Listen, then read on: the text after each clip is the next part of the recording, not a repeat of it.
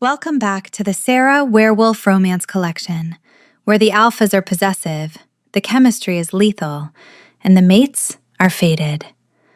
Quick question for the pack before we dive into today's chaos. Where are you listening from right now?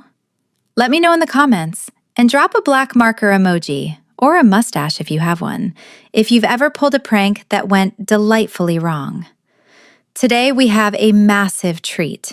It's hilarious, it's spicy, and it involves a sleeping alpha king, a very permanent marker, and a tailor with a death wish. But before we uncap the ink, if you want to support the channel and get early access to stories like this, hit that join button down below. It helps us keep the lights on and the romance wild. Now, grab your sewing kit and take a deep breath. The king is awake, and he wants it kissed off. Let's read. Chapter 1. The digital clock on the sleek glass wall of the Ethelgard Spire penthouse read 2:14 a.m. Outside, the rain lashed against the floor-to-ceiling windows, turning the lights of the city below into a smeared watercolor painting. Inside, the silence was heavy, broken only by the rhythmic, deep breathing of the most terrifying man in the city. Ellie Adler sighed, shifting her weight from one foot to the other. She adjusted the white chalk pencil stuck through her messy chestnut bun, securing a stray curl that was tickling her nose. She was exhausted. Her feet, clad in sensible loafers, ached. "Turn around, please, Mr. Hale," she whispered, fully aware he couldn't hear her. Alpha Jason Hale, the CEO of Hale Holdings and the Alpha King of the Apex Sovereign Pack, was fast asleep in his massive leather wingback chair. He looked less like a corporate shark and more like a collapsed monument. His dress shirt was unbuttoned at the collar, sleeves rolled up to reveal forearms that looked capable of strangling a bear, and his head was lolled back against the dark leather. Ellie had been summoned here 4 hours ago for an emergency fitting. Apparently, the Alpha had shredded his last 3 suits, a hazard of the job, she assumed, and needed a full wardrobe overhaul before the Lunar Summit. She had managed to measure his inseam and waist while he was on a conference call, but the moment the call ended, he had closed his eyes for just a second and vanished into a coma-like slumber. She tapped her mother-of-pearl tape measure against her palm. She should leave. She should pack up her kit, march down to her mint green 1985 Volvo station wagon, and drive home to her cat, Sir Bartholomew.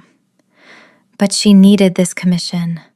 The debt her ex-boyfriend Mark had left her with was a suffocating weight, and the developers were circling her grandmother's fabric shop like vultures. She looked at Jason again. He had a sharp, angular jawline that looked like it could cut glass.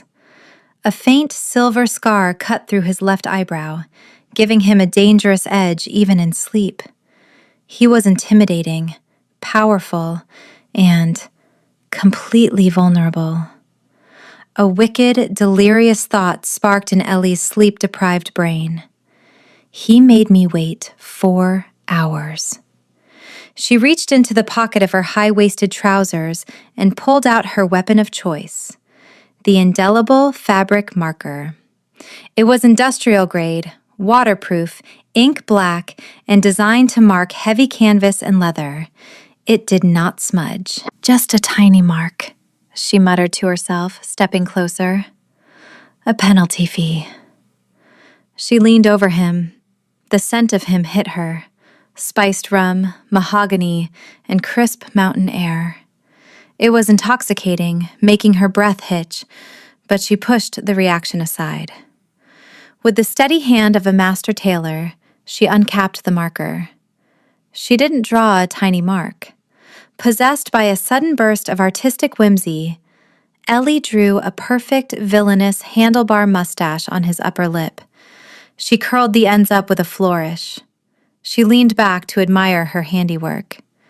It was magnificent. It gave his harsh face a ridiculous vaudevillian quality. "Perfect," she whispered, stifling a giggle. It was a masterpiece. It needed to be documented. Moving with the quiet stealth of a cat burglar, Ellie pulled her phone from her pocket. She snapped a quick, high-resolution photo of the sleeping Alpha King and his new villainous accessory. "From my personal collection," she mouthed. She slipped the phone back into her pocket, capped the marker, and turned to grab her heavy-duty shears from the side table. As she pivoted, the toe of her shoe caught on the edge of the thick plush rug. Ellie pitched forward. She flailed, her hand slapping against Jason's solid chest to break her fall. Jason's eyes snapped open. They weren't the groggy, confused eyes of a man waking up. They were ice blue, glowing with a sudden, terrifying luminescence. His hand shot up, clamping around her wrist with a speed that blurred the air. He didn't squeeze, but the grip was immovable. Ellie froze, her face inches from his. Her heart hammered a frantic rhythm against her ribs. Jason blinked, the alpha glow fading slightly as he focused on her. He stared at her amber eyes, then his gaze dropped to her mouth, and finally, he looked past her to his reflection in the darkened window pane behind her. He saw it, the black, curled mustache. He looked back at her. The air in the room seemed to drop 10 degrees. He didn't yell. He didn't roar. He just pulled her slightly closer, his voice a low, subterranean rumble that vibrated through her sternum. "You have 2 options, Taylor," he growled. "Scrub it off or kiss it off." Chapter 2. The silence that followed Jason's demand was thick enough to cut with Ellie's shears. She stared at him, her brain short-circuiting. "Kiss it off?" Ellie stammered, pulling back. To her surprise, he released her wrist immediately, though his gaze remained heavy on her face. "I think scrubbing is the more sanitary option for both of us, Mr. Hale." Jason sat up, rubbing a hand over his face, stopping abruptly before he touched the mustache. He looked at his hand, then back at the window reflection. He looked like a man trying to solve a complex calculus equation while realizing he was naked. "Why?" he asked, his voice rough with sleep and irritation. "Why would you do that?" "You fell asleep," Ellie said, her defensive walls snapping into place. "For 4 hours. I bill by the hour, but my time is also valuable. Consider it a stylistic protest." Jason stood up. He was massive. The sheer scale of him made the spacious penthouse feel suddenly cramped. He walked to the sleek gas fireplace, which was currently off, looking cold and modern, and pressed a button on the wall panel. A mirror slid open to reveal a hidden wet bar. He grabbed a napkin and dipped it in a glass of water. "It's just marker," he muttered, scrubbing at his lip. "Actually," Ellie winced, "it's a Dynomark 4000, industrial fabric ink. It's designed to withstand chemical washing and extreme heat." Jason froze. He pulled the napkin away. The mustache remained, pristine and jet black. The water had merely made his skin damp. He turned to face her slowly. The ice blue of his eyes was sharp, calculating, and terrifyingly calm. "I have a board meeting with the shareholders in 20 minutes. It is a video conference. I am closing a merger that is worth more than the GDP of a small country." Ellie swallowed hard. "Oh. If I appear on that screen looking like a cartoon villain," Jason said, stepping closer, "my stock drops. If my stock drops, the PAC finances take a hit. If the finances take a hit, I get very, very angry." He loomed over her, utilizing every inch of his height. "You will fix this.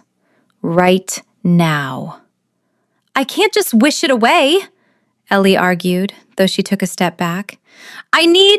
"If you cannot remove this," Jason interrupted, his voice dropping to that lethal, quiet tone again, "I will sue you for damages. I will sue your business. I will sue your personal accounts, and I will ensure the only thing you ever tailor again is prison jumpsuits." The threat hit its mark. Ellie thought of her grandmother's shop, of the pile of red notices on her kitchen counter. She couldn't afford a parking ticket, let alone a lawsuit from Hale Holdings. "Solvent!" she blurted out. Jason raised an eyebrow, the one with the scar through it. "Excuse me?" "I have a specific solvent," she explained hurriedly, pointing towards the elevator. "In my car, the Volvo. It dissolves the ink bond.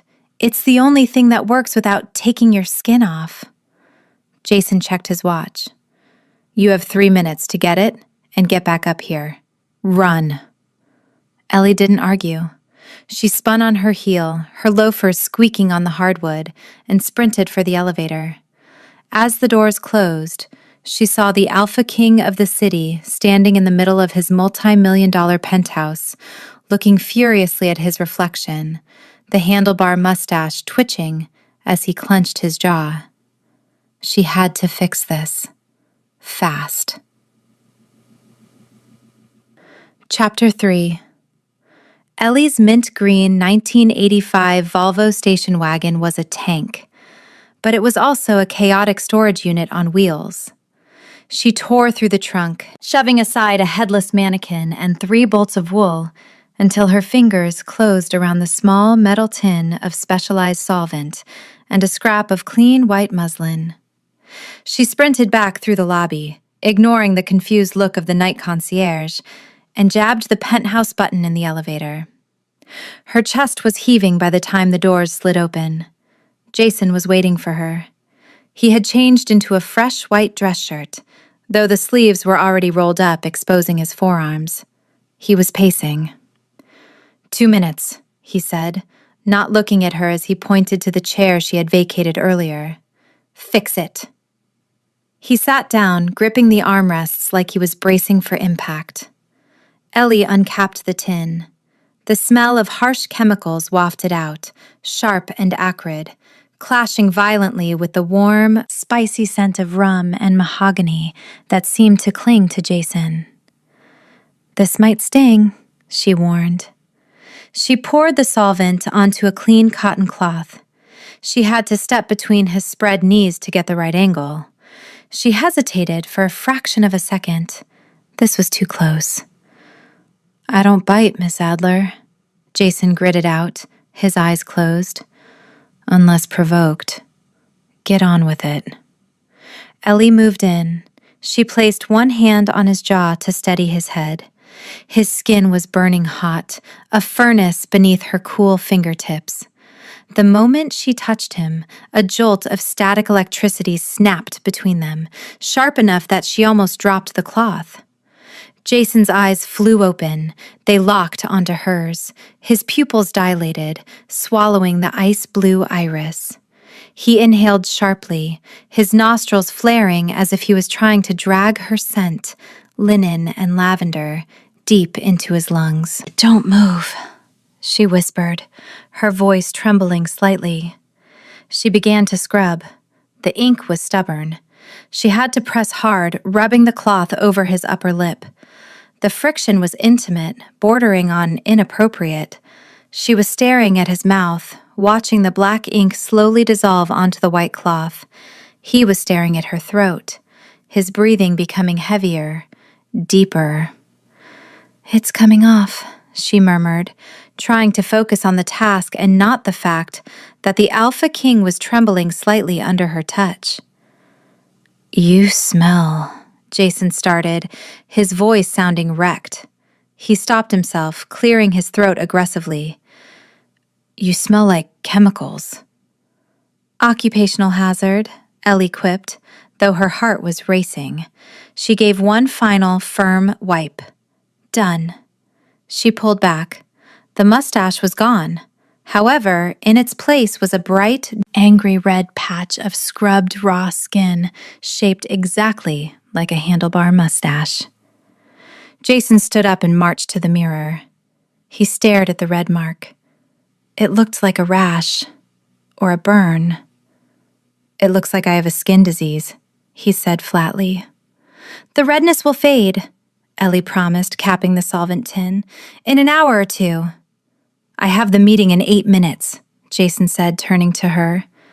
The panic was gone, replaced by a cold, steely resolve. You have makeup. Women carry makeup. I have concealer, Ellie stammered. But it might not match your skin tone perfectly. Apply it, Jason commanded, sitting back down. Make it look like skin. Do it now. Ellie scrambled for her purse. This night was turning into a hallucination. She found her tube of concealer. She had to step back between his knees.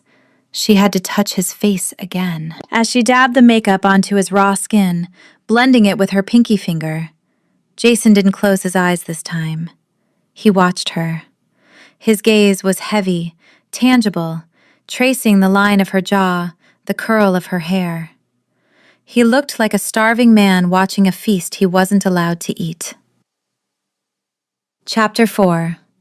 The board meeting had been a success. Or, at least, Jason hadn't been fired. The concealer had held up under the low-resolution scrutiny of the webcam, making him look merely tired rather than disfigured.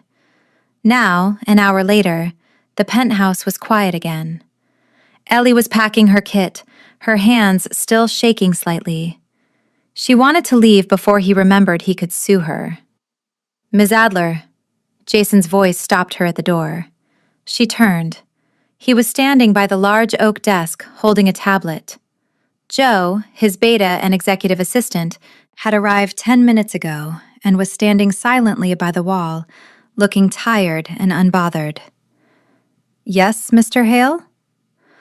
I had Joe run a background check on you while I was in my meeting, Jason said, tapping the screen. Ellie's blood ran cold. Is that legal? I own the security firm that processes the data, so yes, Jason said, ignoring the nuance. Eleanor Adler, owner of The Stitched Wolf, currently carrying $85,000 in debt, mostly from high-interest loans taken out in your name by a Mr. Mark Denton. Ellie clutched her bag tighter. Shame burned in her chest. That is none of your business. The bank is foreclosing on a property at 42 Briar Lane next week, Jason continued, reading off the screen. Adler's Fabrics, your grandmother's shop. I am handling it, Ellie said, her voice tight. I am on a payment plan. You are drowning, Jason corrected, his tone devoid of pity. It was just a statement of fact. He set the tablet down. But you are also talented. That suit you tailored for the mayor last month? The shoulder construction was impeccable. Ellie blinked, thrown off balance by the sudden compliment. Thank you. I have a problem, Ms. Adler, Jason said, walking around the desk. My public image is severe. The board thinks I am unstable because I work too much and have no personal life. They want me to appear settled before the Lunar Summit next month. They want to see a softer side of the apex sovereign. He stopped in front of her. I need a fiancé. Ellie laughed. It was a dry, incredulous sound. Good luck with that. Try Tinder. I don't have time for dating apps, Jason said, dismissing the idea with a wave of his hand. I need someone who can dress me so I don't look like a mercenary. I need someone who understands discretion. And I need someone who needs money. He looked her dead in the eye. I will pay off your debt. All of it. The loans, the shop, everything.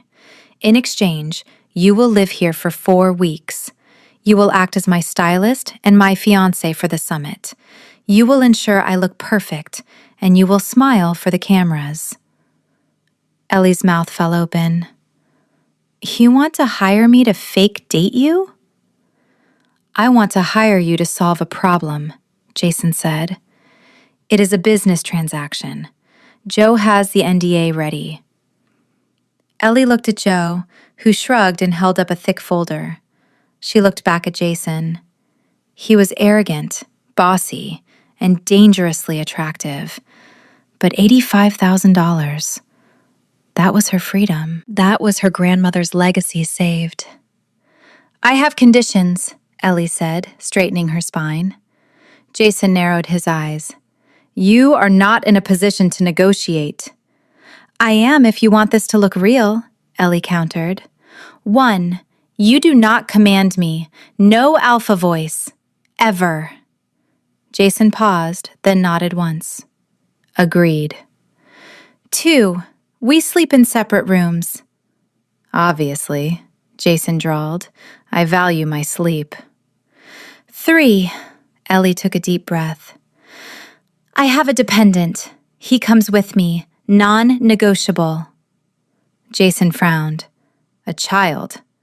The report didn't mention a child. A cat, Ellie corrected. Sir Bartholomew. He requires high-quality wet food and a south-facing window. Jason stared at her. You want to bring an animal into my penthouse? I have pristine Italian leather furniture. He has pristine manners, Ellie lied. Take it or leave it, Your Highness. Jason clenched his jaw. He looked at the time. He looked at her determined amber eyes. Fine, he growled. Bring the cat. But if he claws the sofa, I'm deducting it from your final payment. Ellie smiled, a genuine, sharp smile. Deal. Chapter 5. The rain had finally stopped, leaving Luminova City scrubbed clean and glistening under the gray morning light. By the time Ellie pulled her mint green 1985 Volvo station wagon up to the service entrance of the Ethelgard Spire, she had been awake for nearly 24 hours. Joe, Jason's stoic beta assistant, was waiting by the freight elevator. He looked at the Volvo, then at the pile of cardboard boxes, 3 mannequins, and a very angry cat carrier in the back seat. The Alpha is sleeping, Joe said, his voice low. He has been awake for 3 days. If we wake him, I cannot guarantee your safety. Understood, Ellie whispered. She adjusted the white chalk pencil in her messy bun. It was slipping due to the humidity. We'll be ninjas. Moving in was a military operation. Joe carried the heavy boxes of fabric and the mannequins with supernatural ease, while Ellie was entrusted with the most volatile cargo, Sir Bartholomew. The penthouse was silent and cool. The air still smelled faintly of the solvent Ellie had used earlier, mixed with Jason's lingering scent of mahogany. Ellie crept toward the guest suite Joe pointed out. It was larger than her entire apartment, furnished with cream-colored Italian leather that looked obscenely expensive. Perfect, she muttered. She set the carrier down and unlatched the door. Sir Bartholomew exploded from the cage. The exotic short hair, with his squashed face and judgmental orange eyes, did not explore tentatively. He marched into the living room like an inspector condemning a building. Bart, behave! Ellie hissed, chasing after him. The cat ignored her. He made a beeline for the massive, pristine leather sofa in the center of the room. But before he could sink his claws in, he stopped. He sniffed the air. His ears swiveled toward the hallway leading to the master bedroom. No, Ellie whispered, reaching for him. Bart, that is the forbidden zone. Sir Bartholomew trotted down the hall. Ellie sprinted on her tiptoes, her socks sliding on the polished hardwood. She rounded the corner just in time to see the cat hop onto the master bed. Jason was sprawled face down on the mattress, one arm hanging off the side. He was shirtless, the muscles of his back defined and tense even in sleep. He looked like a fallen statue. Ellie froze. She held her breath, praying the cat would just curl up at the foot of the bed. Instead, Sir Bartholomew walked right up to Jason's head. He sniffed the Alpha's hair. Then, with a purr that sounded like a diesel engine, The cat sat directly on the back of Jason's neck. Jason groaned. He didn't wake up fully, but he shifted, rolling onto his side. He reached up, his large hand blindly grasping the cat. He didn't throw it. He didn't crush it. He pulled the chubby, furry creature against his chest like a teddy bear. "Soft," Jason mumbled, his voice thick with sleep.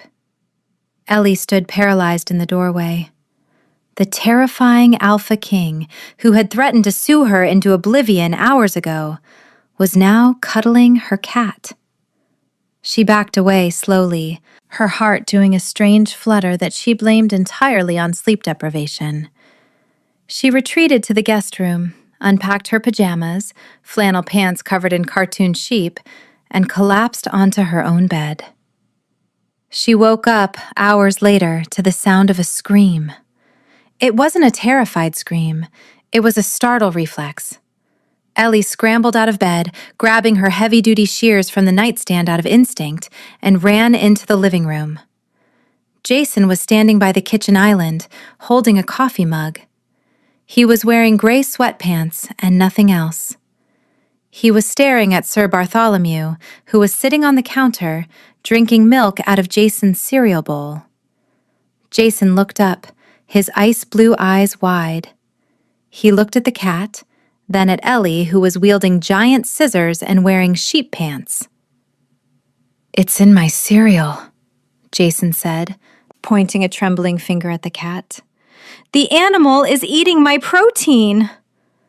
"He likes almond milk," Ellie said, lowering the scissors. "And good morning to you too, fake fiancé." Chapter 6. 2 days later, the domestic truce was shattered. The battlefield was Jason's walk-in closet, a cavernous space filled with rows of black, gray, and darker gray clothing. "Burn it," Ellie said, standing with her hands on her hips. "Burn it all!" Jason stood in the doorway, arms crossed over his chest. He was wearing a black tactical t-shirt that was so tight across the shoulders, Ellie worried the seams would surrender. The red rash on his upper lip had finally faded, leaving his skin flawless again, much to Ellie's relief. "These are functional, tactical garments," Jason argued. "They are Kevlar weave. They are fire-resistant." "They are ugly," Ellie countered, pulling a shapeless jacket off a hanger. "You are the Alpha King, Jason. You aren't a bouncer at a dive bar. You need to look regal. You need to look like you own the city, not like you're about to rob a bank." "I hate suits," Jason grumbled, stepping into the room. "They restrict my range of motion. If I have to fight, I shred them. It's a waste of money." "That's because you're buying off the rack," Ellie said, tossing the jacket into a large black trash bag she had labeled "Crimes Against Fashion." "You have broad shoulders and a narrow waist. You're built like a triangle. Standard cuts don't work for you." She turned to him, holding up her mother-of-pearl tape measure. "Take off the shirt." Jason froze. "Excuse me?" "I need your measurements," Ellie said, stepping closer. "The real ones. Not what your assistant guessed. If I'm going to make you a suit that moves with you, I need to map your musculature." Jason hesitated. He looked at the tape measure, then at Ellie's determined amber eyes. Slowly, he reached down and pulled the black t-shirt over his head. Ellie's mouth went dry. Seeing him shirtless while he was asleep was one thing. Seeing him shirtless, awake, and standing 2 feet away was entirely different. His torso was a map of hard ridges and old scars. "Arms up!" she commanded, her voice sounding a little too high. Jason complied. Ellie wrapped the cool tape measure around his chest. She had to step into his space, her knuckles grazing his skin. He was warm, radiating a heat that seemed to seep through her clothes. She pulled the tape tight. 48 inches, she murmured, writing it down on her notepad. She moved to his waist. She had to kneel. Jason flinched. "Relax," Ellie said, glancing up. "I'm just measuring your inseam."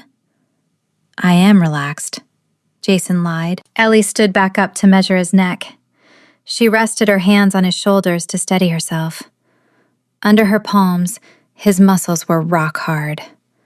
She leaned in to read the numbers. Her wrist brushed against the pulse point of his neck.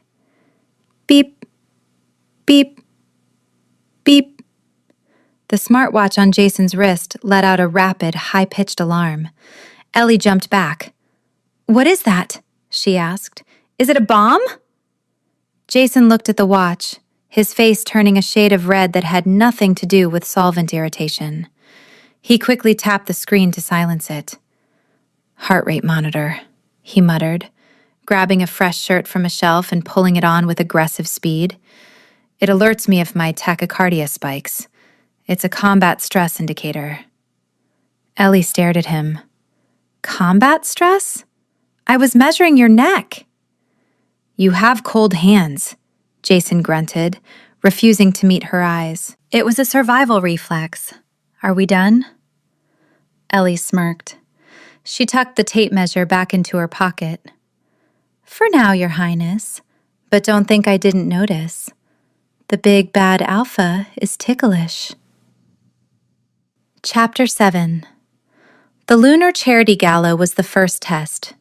It was being held at the Luminova Opera House, a venue dripping with gold leaf and old money pretension. Ellie had spent 3 days constructing Jason's suit. She had chosen a deep, midnight blue wool that looked black in the shadows but shimmered under direct light. She had reinforced the seams with double stitching and added hidden gussets under the arms to allow for full range of motion. When Jason walked out of his bedroom, adjusting his cuffs, Ellie actually stopped breathing for a second. The suit fit him like a second skin. It didn't hide his power, it streamlined it. He looked lethal, expensive, and devastating. "It doesn't pull," Jason said, rolling his shoulders experimentally. He looked surprised. "I can move." "I told you," Ellie said, smoothing the lapel of her own dress, a vintage silk slip dress she had altered to fit her curves. "I'm a genius." The ride to the gala was silent. Joe drove the armored matte black SUV. Jason sat stiffly, his eyes scanning the passing streets, counting exits, counting threats. "Relax," Ellie whispered, reaching over to pat his knee before snatching her hand back. "It's just a party. Eat some tiny crab cakes, smile, leave." "It's not the party," Jason said, his voice low. "It's the press. They are vultures." The SUV pulled up to the red carpet. The flashbulbs were blinding even through the tinted windows. It looked like a lightning storm outside. Joe opened the door. "Showtime." Jason stepped out first. A roar went up from the crowd. He turned and offered his hand to Ellie. She took it. His grip was firm, grounding. They stepped onto the carpet. The noise was a physical wall. Shouting photographers, screaming fans, the aggressive questions from reporters. "Alpha Hail! Is it true the pack stocks are down?" "Who is the girl? Is she a human?" "Look here! Look here!" Ellie stumbled slightly as a photographer thrust a camera lens inches from her face. A low, vibrating growl ripped through the air.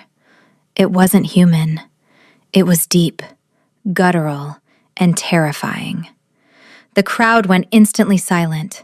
Jason had moved. In a blur of motion, he had placed himself between Ellie and the aggressive photographer.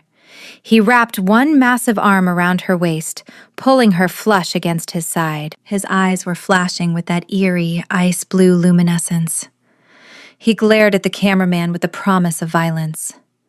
"Back up," Jason commanded. The photographer scrambled back, pale as a sheet. Then, the silence broke.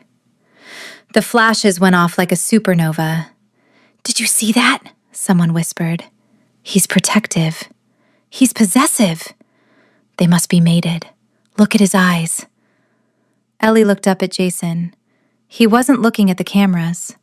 He was looking down at her, checking for injuries, his expression fierce and terrified that he had failed to shield her.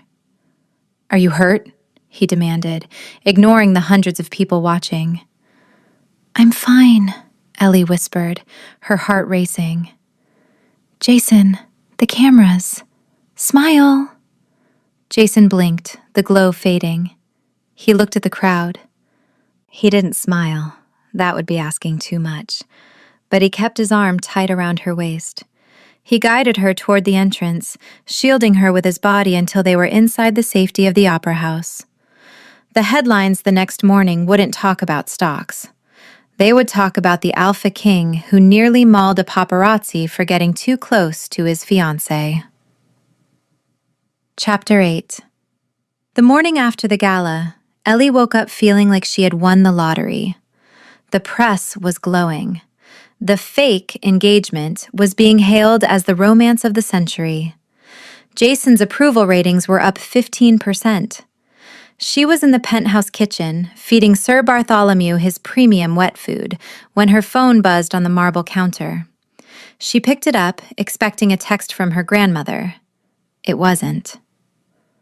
Saw you on TV last night, Elle. You look expensive. I guess you moved on fast. Ellie's stomach dropped. She knew that texting style. She knew the passive-aggressive tone. Mark. Her fingers trembled as she unlocked the phone. Another message came through immediately. Does your new king know about the $85,000 debt? Does he know you used to cry in the bathroom because you couldn't afford rent? I have photos, Elle, from the bad months, the eviction notices, the ones where you look like a mess. Ellie leaned against the counter, suddenly unable to breathe. The kitchen, usually so bright and airy, felt like it was shrinking. It would be a shame if the tabloids found out the alpha's fiancé is a broke charity case. I bet they'd pay a lot for that story. Or maybe you can help an old friend out.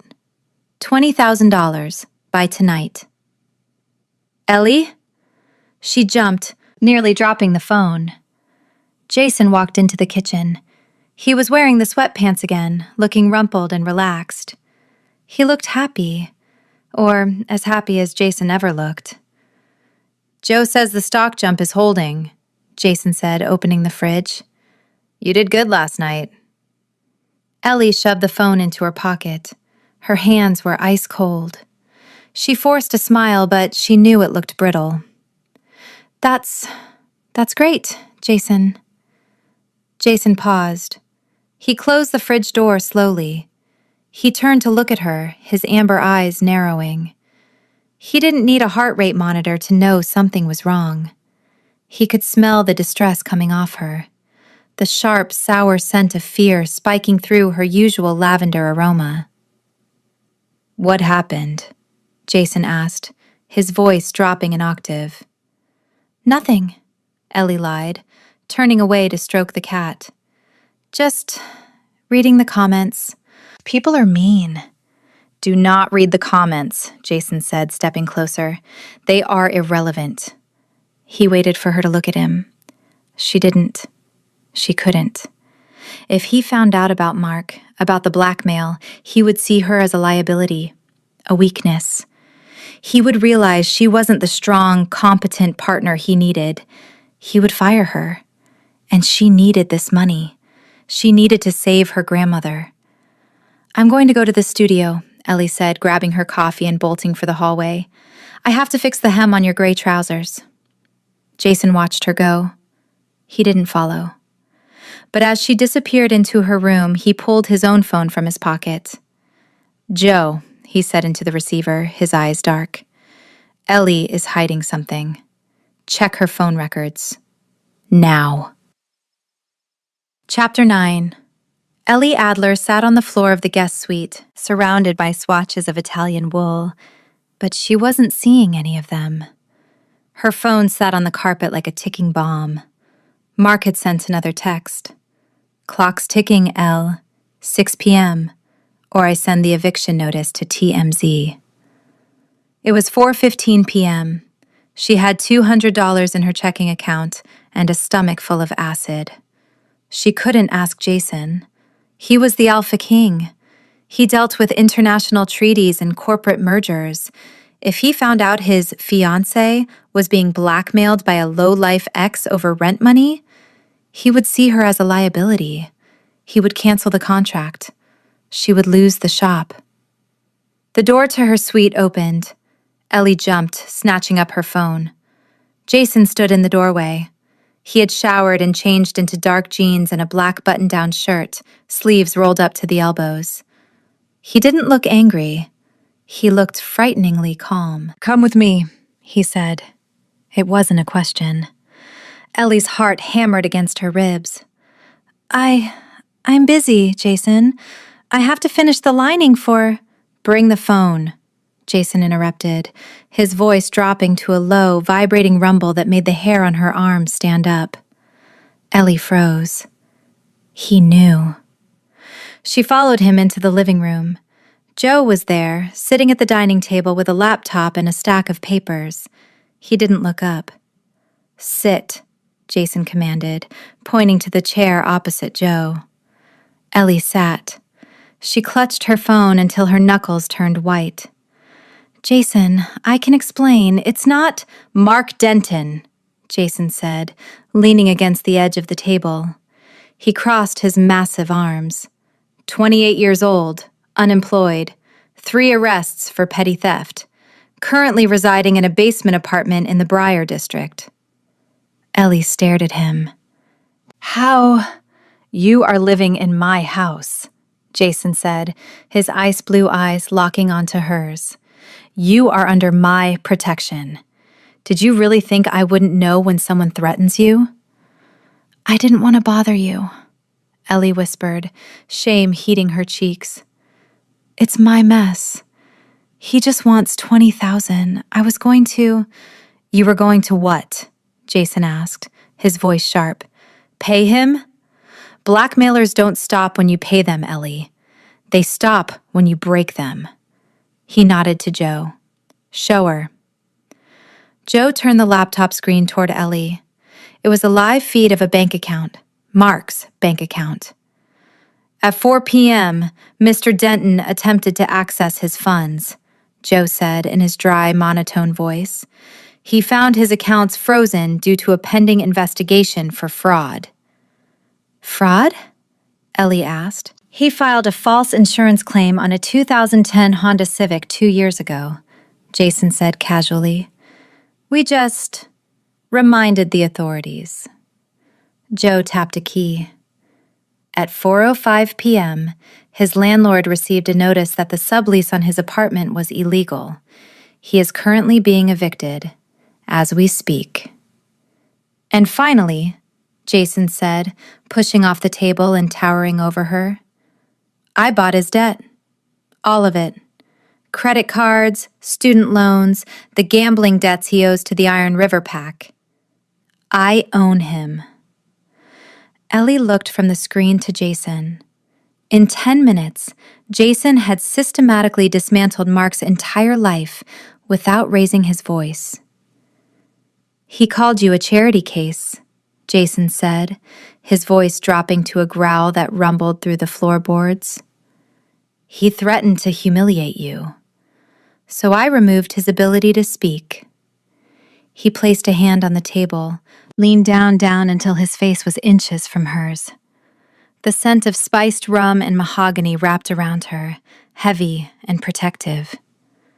"Your problems are my problems, Ellie. Do not hide things from me again." Ellie swallowed hard, looking up at him. She should be terrified. This was a display of ruthless, terrifying power. But looking at his fierce, unyielding expression, she didn't feel afraid. She felt safe. "Okay," she whispered. "Good." Jason straightened up, checking his watch. "Now go back to work. You have a suit to finish." Chapter 10. It was 3 a.m. The Athelgard spire was silent, wrapped in the stillness of the sleeping city.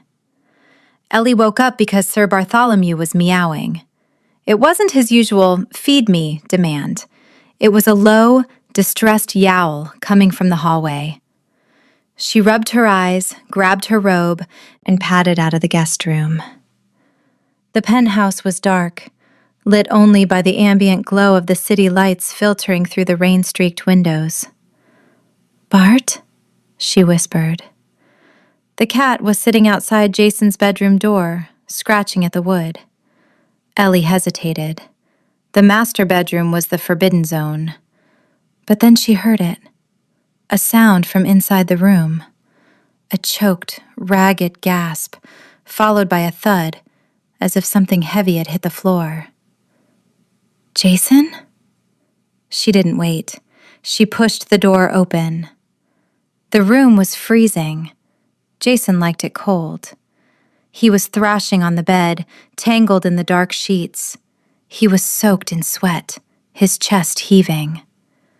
"No," he moaned, his voice broken and unrecognizable. "Too many. Hold the line." He was having a nightmare. A bad one. Ellie rushed to the bed. "Jason, wake up!" She reached out to shake his shoulder. The moment her hand touched his damp skin, Jason reacted with pure instinct. He moved faster than humanly possible. In a blur, he grabbed her wrist and flipped her. Ellie gasped as she hit the mattress, Jason pinning her down with his body weight. His forearm pressed against her throat, not crushing, but threatening. His eyes were open, but they weren't seeing her.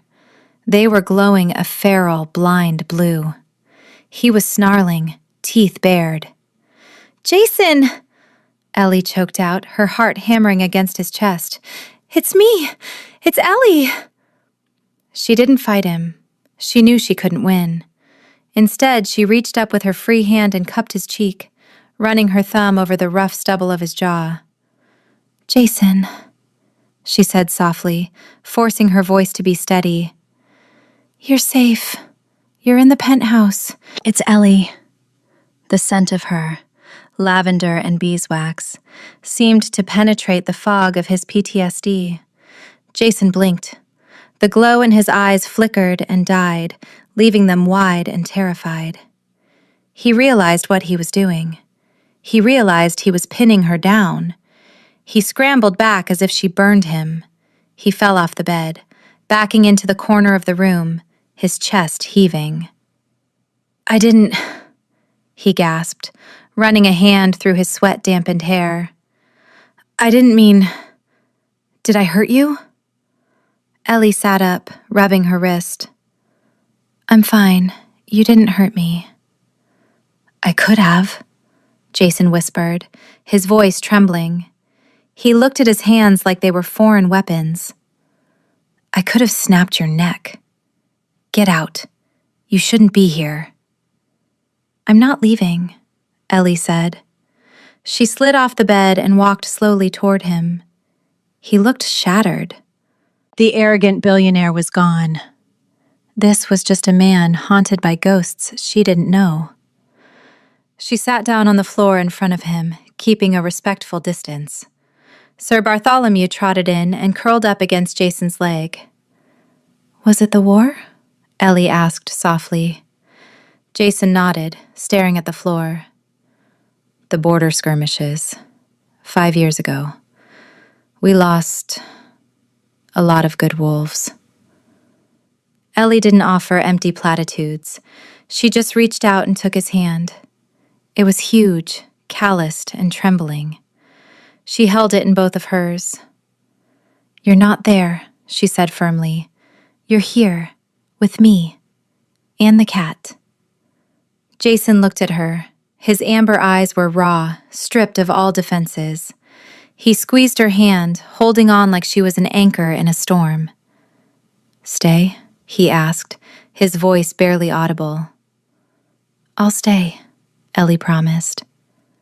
He fell asleep 10 minutes later, his head resting awkwardly against the wall, his hand still gripping hers. Ellie didn't move until dawn. Chapter 11. 3 days later. The dynamic in the penthouse had shifted. Jason was no longer just the boss. He was the man who held her hand in the dark. But in the daylight, the walls were back up, though they were thinner now. They were in the library, a room lined with books Jason actually read. Ellie was doing the final fitting for the summit suit. "Arms up," Ellie murmured, stepping into his space. Jason complied, but his eyes tracked her every movement. He was wearing the trousers of the suit, a dark charcoal wool with a subtle silver thread, and a crisp white dress shirt unbuttoned. Ellie adjusted the waistcoat. She had to stand close, her body brushing against his. The air between them was thick, charged with a static tension that made her fingers tingle. She smoothed the fabric over his chest. "I added a hidden pocket here," she said, her voice sounding breathless. "For your phone, or whatever alpha things you carry." "Knives," Jason murmured, looking down at her. "Usually knives." Ellie laughed nervously. She moved around to his back to check the fit across his shoulders. "Well, don't put knives in my Italian wool. It ruins the drape." She tightened the cinch at the back of the waistcoat. Her hands lingered on the muscles of his back. He was so warm. She could feel the heat of him through the shirt. Jason shifted. "Ellie." "Yes?" She came back around to face him to check the buttons. He looked down at her. His pupils were blown wide, swallowing the blue. The heart rate monitor on his wrist, which he hadn't taken off since she noticed it, beeped once. Beep. Then again. Beep. "You're shaking," he said softly. Ellie looked at her hands. They were trembling slightly as she tried to button the top button of his waistcoat. "I'm just tired. The caffeine." "Liar," Jason rumbled. He reached out and covered her hands with his. His palms were rough, warm, and encompassed hers completely. He stopped her fidgeting. He took a step closer. Ellie had to tilt her head back to look at him. He was so tall. "It fits," Jason said, his voice a low gravel. "It feels like armor. Better than armor." "It's just clothes, Jason," Ellie whispered, unable to look away from his mouth. "No," Jason said. He released her hands but didn't step back. He raised one hand and tucked a loose curl behind her ear, his knuckles grazing her cheekbone. "It's protection. You made it for me." He leaned in. He was going to kiss her. Ellie knew it. Her breath hitched. She wanted him to. She wanted to know what that stern, demanding mouth felt like. The elevator chimed. Jason froze. He pulled back, his expression snapping from intimate to guarded in a millisecond. The door slid open. Joe stepped out, looking grim. "Alpha," Joe said. "We have a visitor. Security couldn't stop him." Jason buttoned his shirt in one swift motion, the mask of the king sliding back into place. "Who?" "Alpha Cade," Joe said. "He's in the lobby." Chapter 12. The lobby of the Ethelgard Spire was a cavernous space of marble and glass, designed to intimidate anyone who entered. But Alpha Cade, the head of the Iron River Pack, did not look intimidated. He looked bored. Cade was the opposite of Jason. Where Jason was dark, rugged, and imposing, Cade was sleek, blonde, and polished. He wore a suit that screamed exorbitant wealth. Ellie's entire life, but it looked store-bought compared to what she made. Ellie stood by the elevator bank, watching as Jason strode across the marble floor to meet him. Joe stood at Jason's shoulder. Ellie stayed back, clutching her notebook. "Cade," Jason said, stopping 10 feet away. He didn't offer a hand. "You're trespassing." "I'm visiting," Cade smiled. It was a shark's smile, all teeth and dead eyes. "I heard rumors, Jason. They say the apex wolf has finally been domesticated. I wanted to see the little woman who put a leash on you." Jason's growl was low, barely audible, but Ellie felt it in her chest. "Careful." Cade's eyes slid past Jason and landed on Ellie. He looked her up and down with open disdain. "This?" Cade laughed softly. "This is the fiancé? She smells like turpentine and cheap fabric softener." Ellie bristled. She stepped forward before she could stop herself. "It's actually lavender and beeswax," she said, her voice echoing in the large space. "And I'd rather smell like turpentine than like whatever cologne that is. Desperation, with notes of insecurity." Joe coughed to hide a laugh. Cade's smile vanished. He took a step toward Ellie. "You have a sharp tongue for an Omega. In my pack, you'd be taught silence." Jason moved. He didn't run, he just appeared between them. He blocked Cade's view of Ellie completely. His posture was loose but ready to kill. "She isn't in your pack, Cade," Jason said, his voice flat and deadly. "And if you look at her again, you won't be walking out of this building." Cade paused. He looked at Jason, assessing the threat. He saw the tension in Jason's shoulders, the way his hands were curled into fists. He laughed again, stepping back. "Touchy," Cade said, smoothing his lapel. "I just came to drop off a gift for the happy couple." He signaled to one of his bodyguards, who placed a small, velvet-wrapped box on the reception desk. "See you at the summit, Jason," Cade said. He winked at Ellie, or tried to, around Jason's shoulder. "Wear something nice, darling. It's going to be a bloodbath." Cade turned and swept out of the building, his entourage trailing behind him. Jason didn't move until the doors closed. Then he turned to Ellie. He grabbed her shoulders, his grip tight. "Did he touch you?" Jason demanded. "Did he use his voice?" "No," Ellie said, looking up at him. "He just insulted my fabric softener." Jason didn't smile. He looked at the door, his jaw clenched so hard a muscle feathered in his cheek. "He's not just a rival," Jason said quietly. "He's a poisoner, and he just declared war." Jason turned to Joe. "Sweep the building, again, and throw that box in the incinerator. Do not open it." "Jason," Ellie said, touching his arm, "what happens at the summit?" Jason looked down at her, his eyes bleak. "At the summit, we don't just talk, Ellie. We survive. And Cade is going to try to ensure I don't."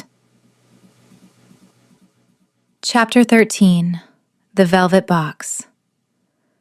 Alpha Cade had left behind was currently being incinerated in the basement furnace, but the stench of his cologne, a cloying mix of musk and something metallic, seemed to linger in the lobby air like a bad omen.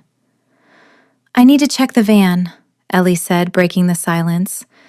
She was still clutching her notebook, her knuckles white. "I have the lining for the summit suit in the back. If that silk gets wrinkled, I have to steam it for hours." Jason, whose ice blue eyes were still tracking the exit Cade had used, nodded sharply. "Joe, escort her." They took the service elevator down to the secure parking garage. It was a concrete bunker filled with Jason's fleet of matte black armored SUVs. In the corner, looking cheerfully out of place, was Ellie's mint green 1985 Volvo station wagon. Except something was wrong. The driver's side door was ajar. "Wait," Joe said, stepping in front of her. He drew a sidearm from his jacket. "Stay behind me." He swept the area, moving with a fluid, practiced efficiency. "Clear," he called out a moment later, holstering the weapon. But his expression was grim. Ellie ran to the car. She stopped dead. The invincible Volvo, the tank that had survived 4 harsh winters and a collision with a dumpster, had been violated. The windows were smashed, the safety glass glittering like diamonds on the concrete floor. The tires were slashed, resting sadly on their rims. But it was the interior that made Ellie's breath hitch. Her mannequins were decapitated, their foam heads rolling on the floor. And the fabric. Ellie reached in, pulling out a bolt of midnight blue Italian wool, the backup fabric for Jason's suit. It was shredded. Someone had taken a knife and dragged it through the layers, reducing thousands of dollars of material to expensive confetti. "My shears," Ellie whispered, spotting them embedded deep in the dashboard vinyl. A note was speared onto the blade. "Next time, we skin the wolf." Ellie felt a wave of nausea. This wasn't just vandalism. It was a promise. She leaned against the side of the car, her legs shaking. "I can't do this," she whispered. Jason appeared at her side. He must have followed them down. He looked at the ruined car, then at the note. His face was a mask of terrifying neutrality, but the air around him grew heavy and static-charged. "It's just things," Jason said, his voice low. "It's not just things." Ellie turned to him, tears of frustration stinging her eyes. "It's my livelihood. It's my safety. Jason, I'm a tailor. I sew buttons. I don't deal with turf wars and death threats. I can't be your fiancé. I'm a liability. You need someone from your world, someone who knows how to dodge bullets." She started to walk away, wiping her eyes furiously. "I quit. I'll pack my things. You can keep the money. I'll figure out the debt." A hand clamped around her arm. Jason spun her around, pulling her into his chest. He didn't hug her. He held her there, forcing her to look at him. His eyes were burning with that feral blue light. "You do not quit," he growled. "You are not a liability. You are the target because you are valuable." "I'm a weakness," Ellie cried. "No," Jason said, his hands moving to cup her face, his thumbs brushing away the tears. "Cade struck your car because he couldn't get to you. He is afraid. He saw the way I looked at you, and he knows." "Knows what?" Ellie whispered, trembling.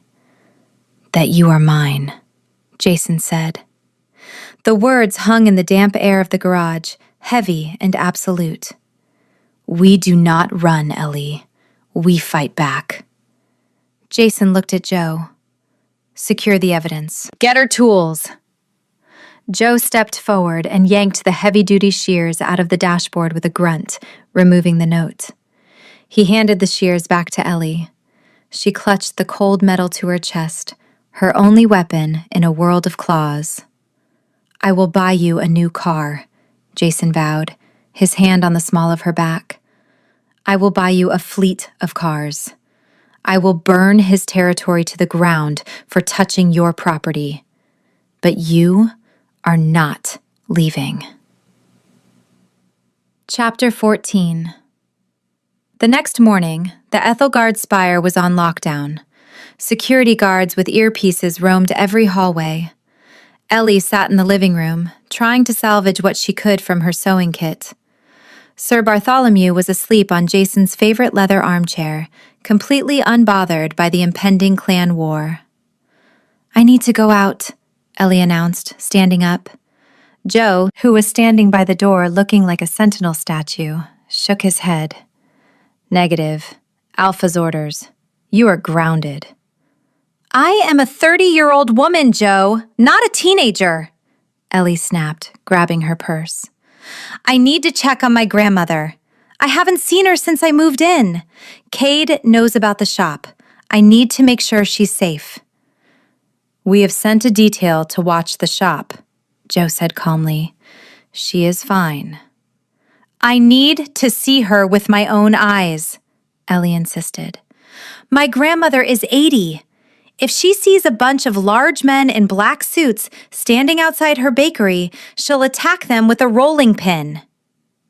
Joe sighed, the long, suffering sigh of a man who managed a stubborn alpha and now a stubborn omega. "I will escort you, but we take the armored SUV." "Fine," Ellie lied. 20 minutes later, they were in the Briar district. It was a labyrinth of narrow streets and old brick buildings, a stark contrast to the glass towers of downtown. Joe parked the SUV in the alley behind Adler's Fabrics. "Stay in the car," Joe said, checking his mirrors. "I will secure the perimeter." He stepped out, hand hovering near his jacket. As soon as he turned the corner, Ellie moved. She didn't open the door. The child locks were probably on. She climbed over the center console into the front seat. She hit the unlock button, slipped out the driver's side, and ducked into the narrow gap between the buildings. She knew these streets. Joe knew tactics, but Ellie knew the shortcuts. She scrambled over a chain-link fence, tearing the hem of her trousers, and sprinted down a parallel alleyway. She just needed 5 minutes. Just 5 minutes to hug her grandmother and tell her she was okay. She reached the back door of the shop. It was locked. She fumbled for her keys. The hair on the back of her neck stood up. The air suddenly smelled wrong. It wasn't the scent of yeast and old brick. It was a sharp, acrid smell. Like ozone and wet dog. Desperation. Ellie froze, the key halfway to the lock. She slowly turned around. 3 men stood at the end of the alley. They weren't wearing suits. They were wearing leather jackets and torn jeans. They looked rough, hungry, and they were smiling. "Lost, little sheep?" the middle one asked. He stepped forward. His eyes flashed a sickly yellow.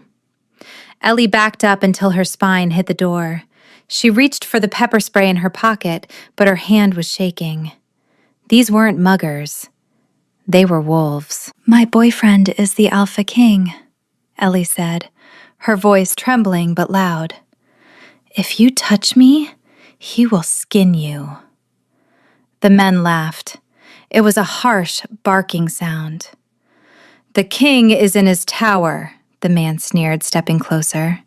"And Cade pays better." Chapter 15. Ellie fumbled with the pepper spray, ripping the safety cap off. "Stay back!" The leader lunged. He moved with supernatural speed, closing the 10-foot gap in a blink. He grabbed her wrist, twisting it until the canister fell from her numb fingers.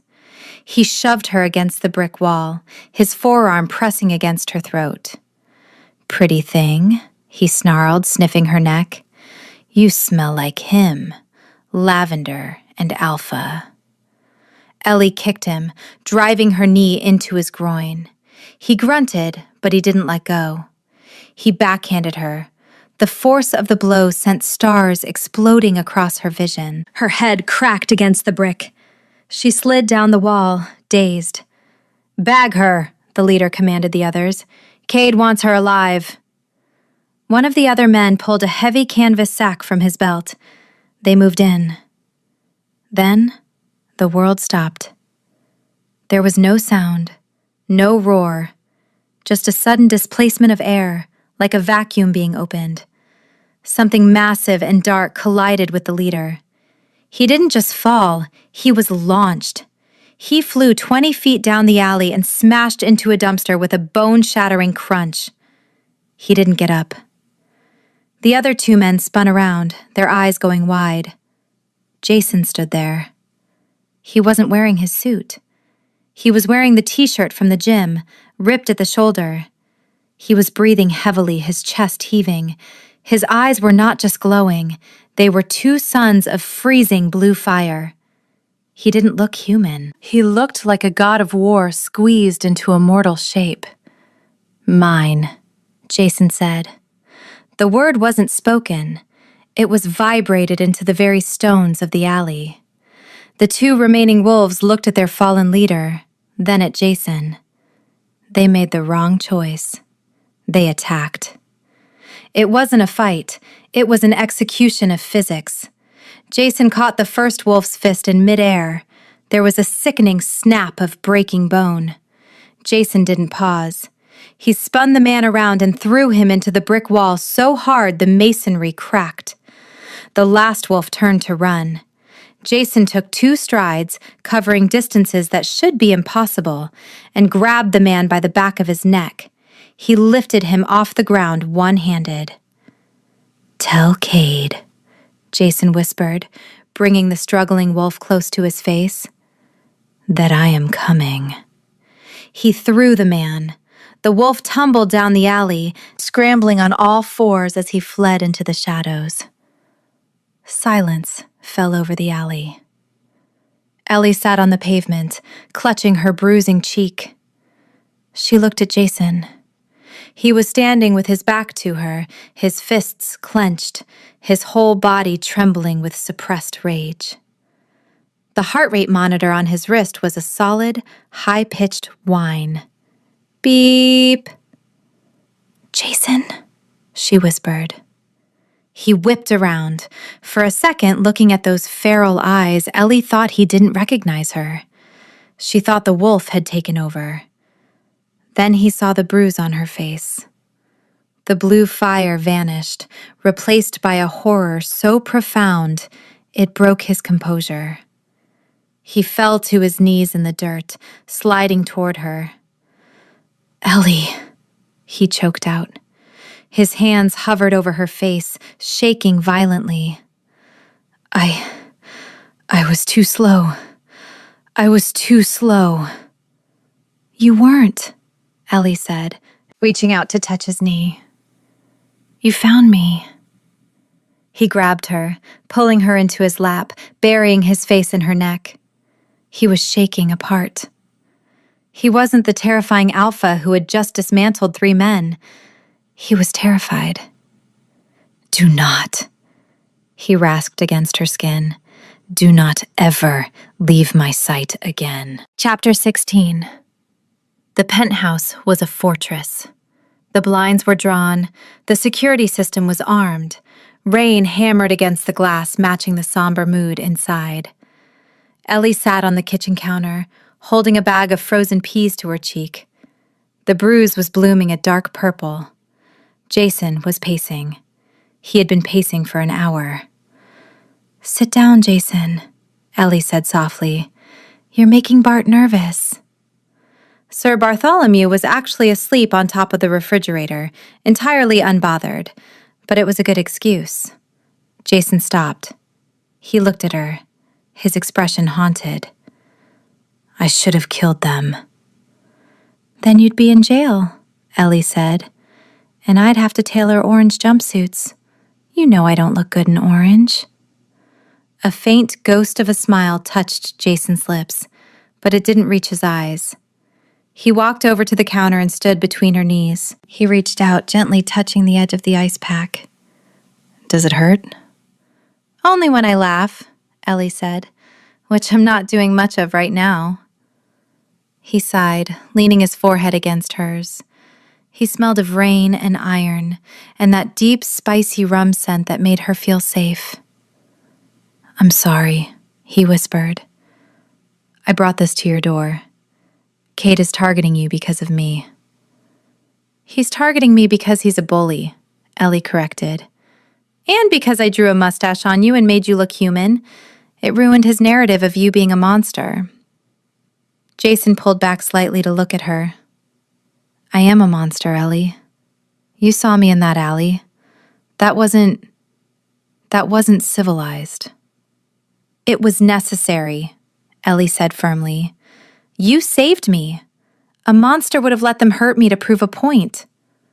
She reached out, tracing the scar on his eyebrow. "You're just a man, Jason. A very stressed, sleep-deprived man with anger management issues and a cat obsession." Jason let out a breath that sounded like a laugh. He trapped her hand against his cheek. "I don't want this to be fake anymore." The words hung in the quiet kitchen. The refrigerator hummed. The rain beat against the glass. Ellie's heart skipped a beat. "What?" "The engagement," Jason said, his voice rough. "The contract. I don't care about the summit. I don't care about the image. He looked at her, his gaze intense and vulnerable. When I couldn't find you today, when I smelled your fear in that alley, I realized that if anything happened to you, I would burn this city to ash. He leaned closer. His lips were inches from hers. I don't want to pretend, Ellie. I want you to be mine. For real. Ellie stared at him. This was it. The moment.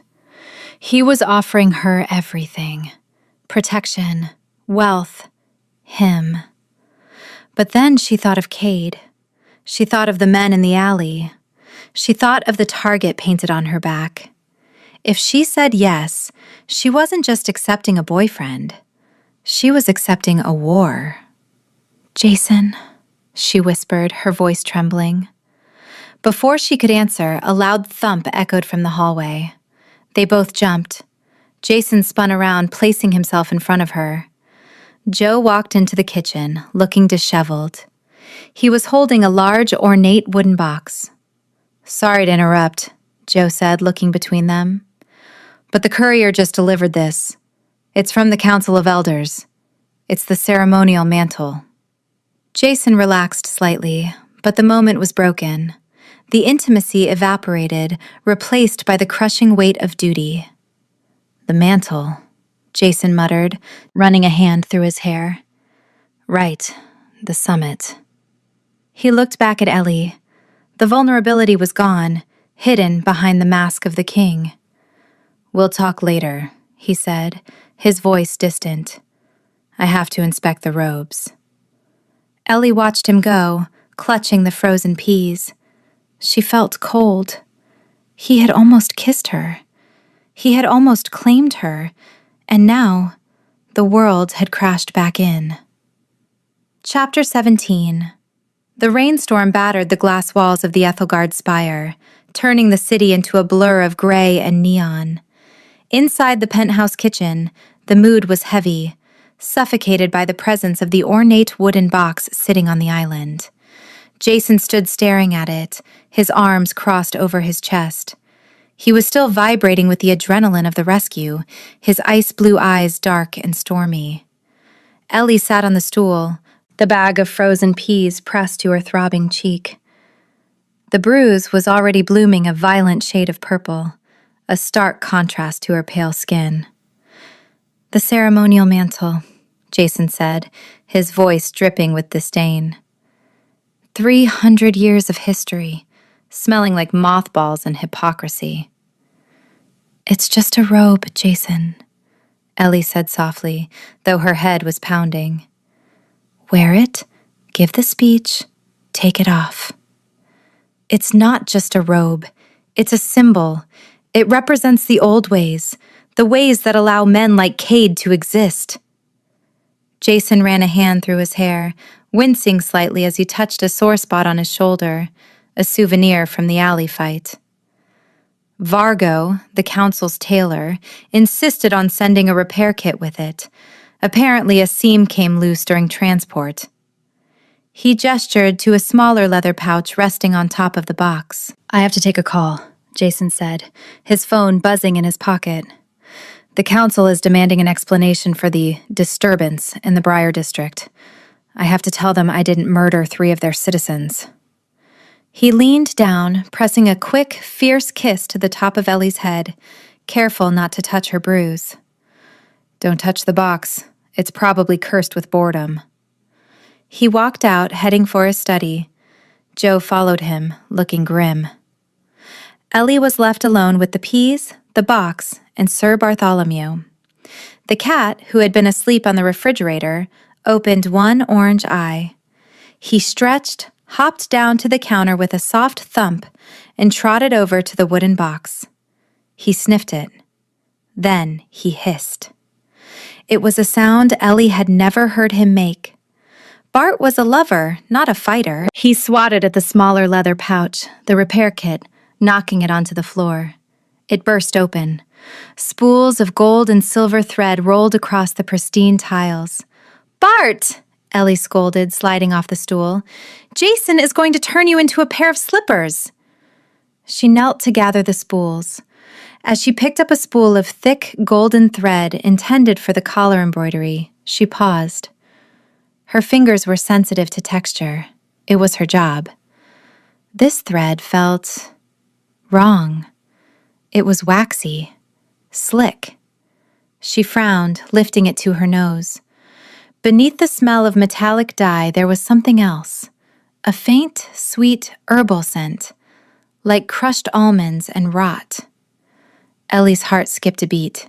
She knew textiles, she knew dyes, but she also knew botany. Her grandmother used old-world herbs in her teas.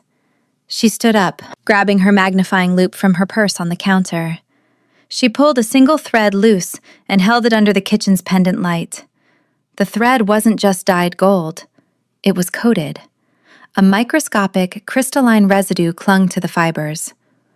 "Wolfsbane," Ellie whispered, the blood draining from her face. It wasn't just a repair kit. It was a delivery system.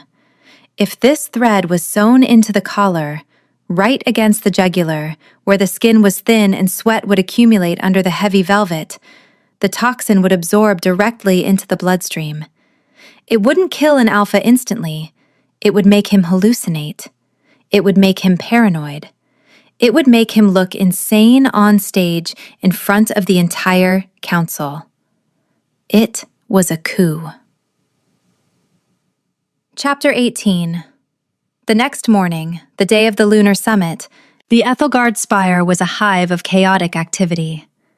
Ellie had barely slept. She had spent the night researching wolfsbane absorption rates on her phone under the covers, terrified to alert Jason until she was sure. If she was wrong, she would look paranoid. If she was right, telling him might trigger the trap early if Cade had spies in the building.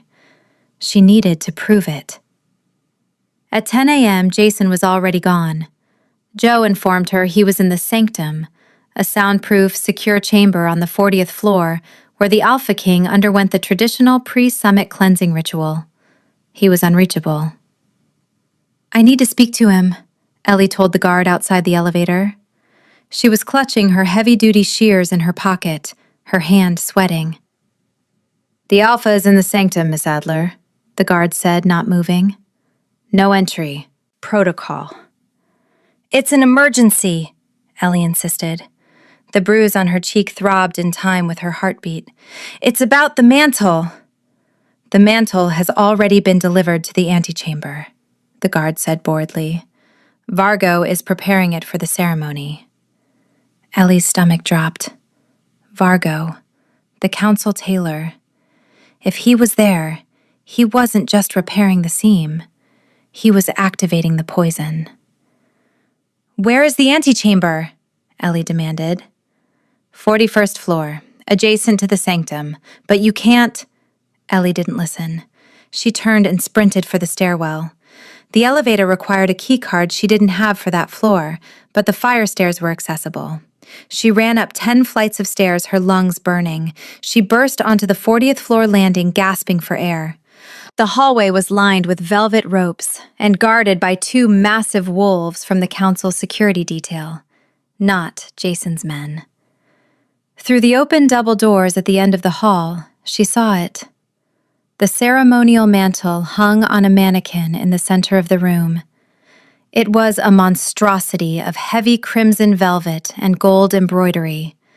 A man, short, balding, wearing a tailor's apron, was standing over it, a needle in his hand.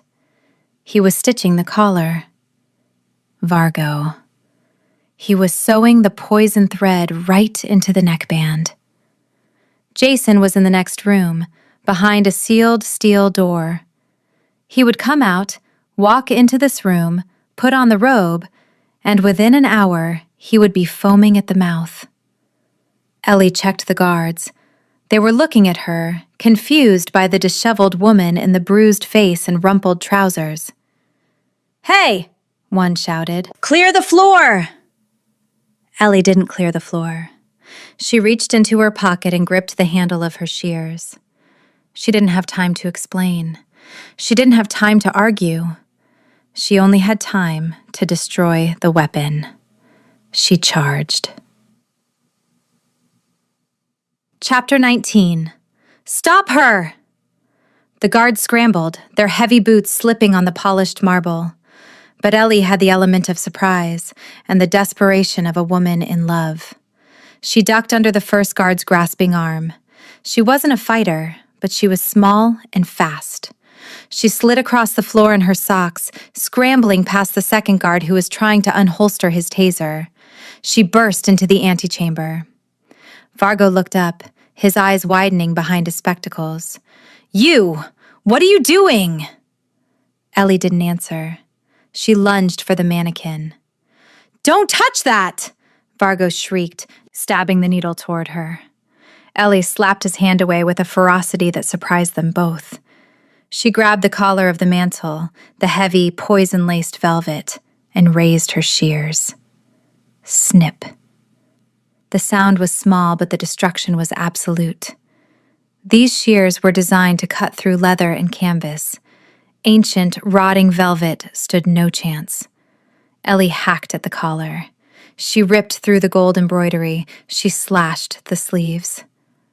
"Treason!" Vargo screamed, backing away as if she were a demon. "She's destroying the heritage!" The guards burst into the room. "Drop the weapon! On the ground! Now!" Ellie didn't stop. She grabbed the body of the robe and drove the scissors down the back seam, rending the fabric in two. It felt good. It felt like killing a snake. "Get off the garment!" A guard tackled her. Ellie hit the floor hard, the breath knocked out of her. Her shears skittered across the marble. The guard pinned her arms behind her back, pressing her face, her bruised cheek, into the cold stone. "Secure the prisoner!" the guard yelled. "Get the shackles!" The heavy steel door of the sanctum hissed open. Steam poured out, swirling around a massive silhouette. Jason stepped into the antechamber. He was wearing only a towel around his waist, his skin glistening with water and steam, his hair dripping wet.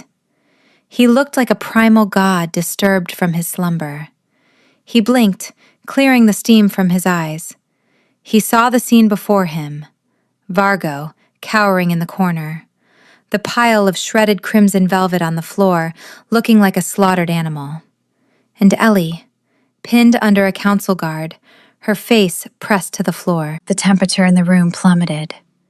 "Get off her," Jason said. It wasn't a shout. It was a command so infused with alpha power that the guard physically flinched, releasing Ellie and scrambling back as if burned. Jason walked forward, his bare feet silent on the marble. He looked at the ruined mantle. He looked at Vargo. Then he looked at Ellie, who was pushing herself up to her knees, gasping for breath. "Ellie," Jason said, his voice terrifyingly calm. "Why is the 300-year-old ceremonial mantle in ribbons?" Chapter 20. The silence in the antechamber was brittle. Vargo was trembling, pointing a shaking finger at Ellie. "She is mad," Vargo sputtered. "She is an assassin sent by the rebels. She destroyed the legacy. Look at it. It is ruined. You cannot wear this. The council will demand her head." The guards had their hands on their weapons, unsure where to aim, at the girl or at the half-naked, furious Alpha King. Ellie stood up slowly. Her ribs ached. Her cheek was throbbing. She felt small and messy next to Jason's overwhelming physical presence, even in a towel. She didn't defend herself to the guards. She didn't look at Vargo. She looked straight into Jason's ice-blue eyes. "It was a trap," she said. Her voice was raspy but steady. Jason didn't blink. He didn't look at the evidence. He just looked at her. "Explain." "The thread," Ellie said, pointing to the scattered spools Vargo had dropped. "The gold thread for the collar repair. It's coated in wolfsbane concentrate." Vargo turned pale. "Lies. She is lying to cover her crime." "If he wears that," Ellie continued, ignoring the tailor. And he sweats. The toxin absorbs into the bloodstream. It causes hallucinations, paranoia, madness. They wanted you to lose your mind on stage, Jason. Ridiculous, Vargo shouted, stepping forward. I have served the council for 40 years. I would never. Pick it up, Jason said. Vargo froze. My lord? The thread, Jason said, gesturing to the floor. Pick it up. Lick it. The room went dead silent. Vargo stared at the gold thread on the floor. Sweat beaded on his forehead. That is unsanitary, Alpha. I cannot.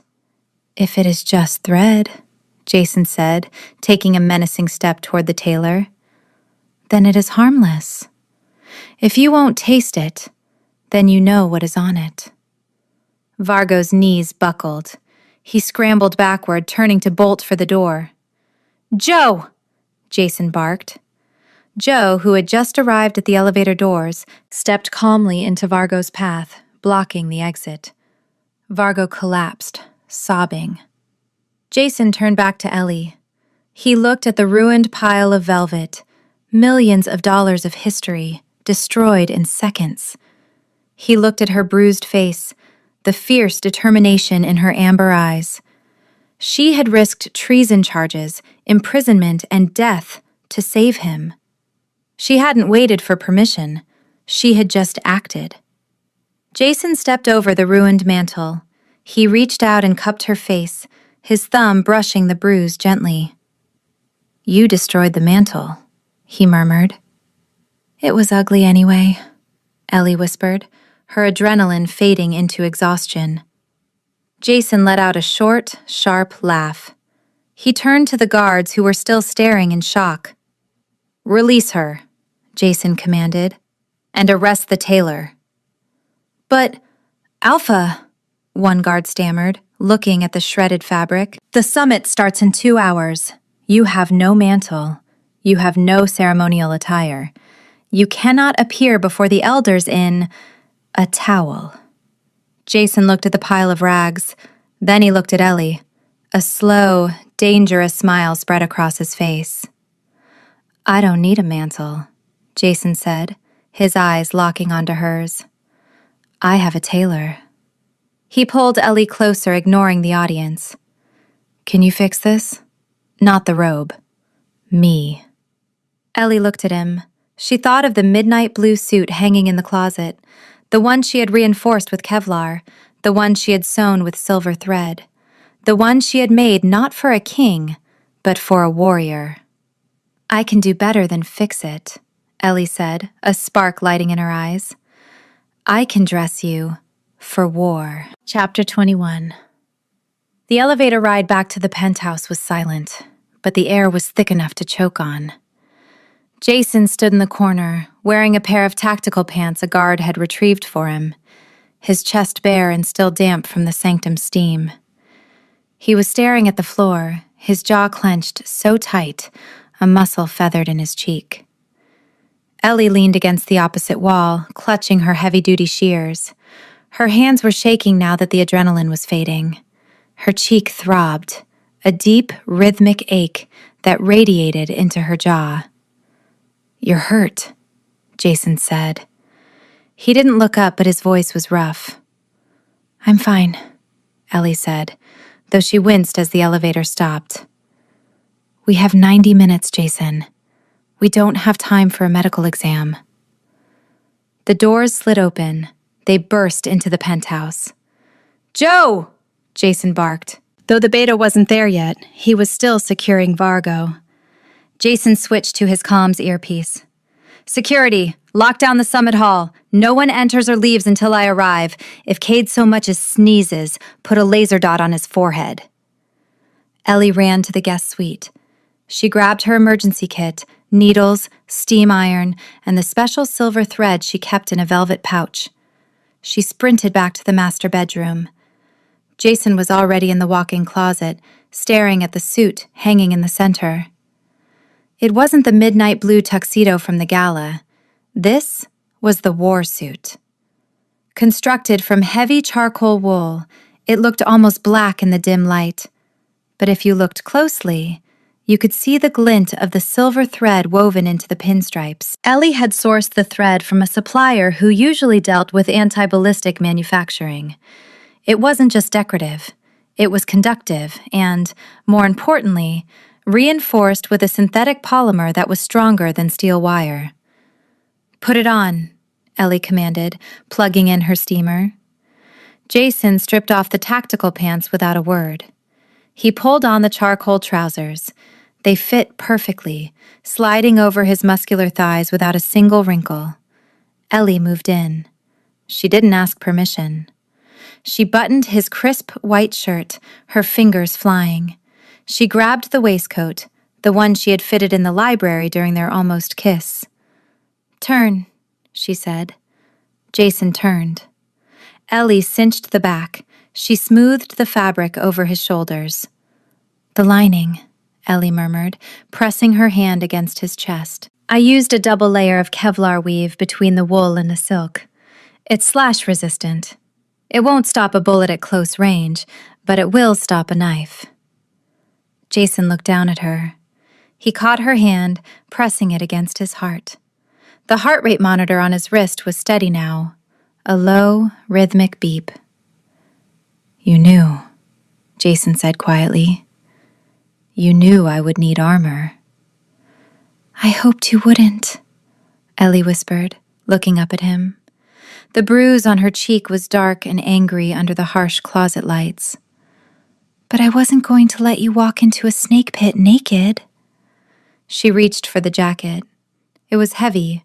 The shoulders were structured, giving him a silhouette that was imposing and terrifyingly broad.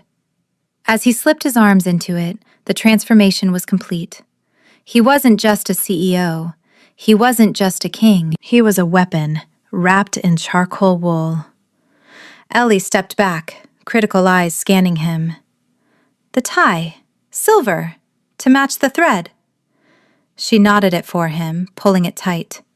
She smoothed the lapels. "Perfect," she breathed.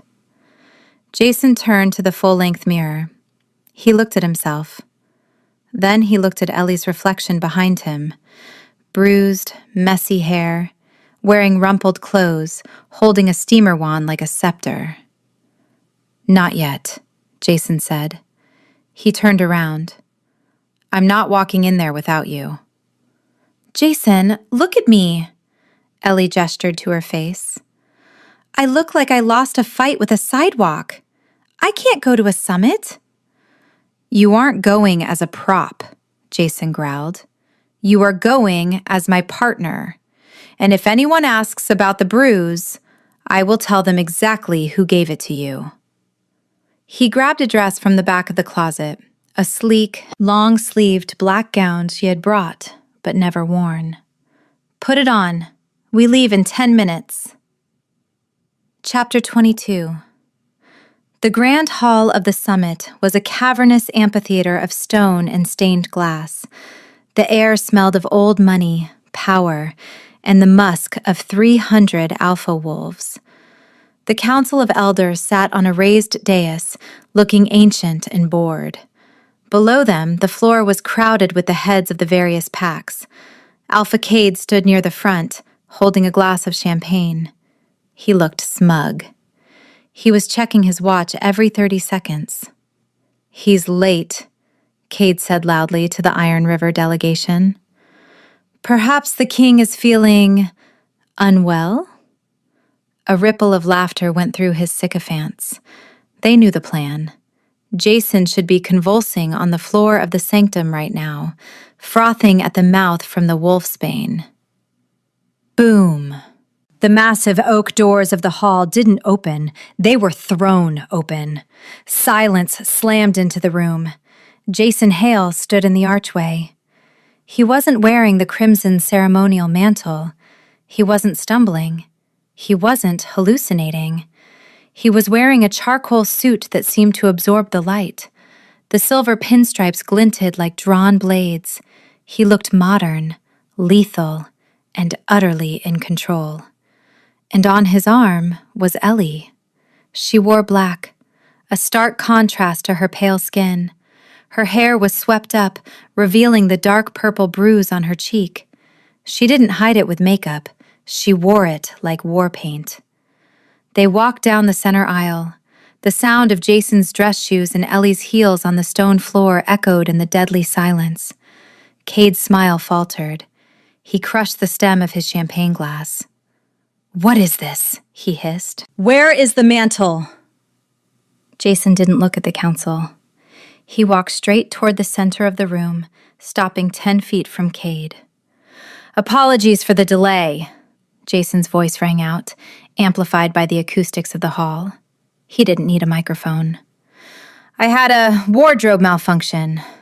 It seems the old traditions unraveled." A gasp went through the room. To appear without the mantle was an insult, but Jason looked so terrifyingly powerful that no one dared to voice it. "Alpha Hail," the head elder croaked from the dais. "You break protocol. You must wear the mantle to accept the renewal of your reign." "Protocols change," Jason said, his eyes locking onto Cade.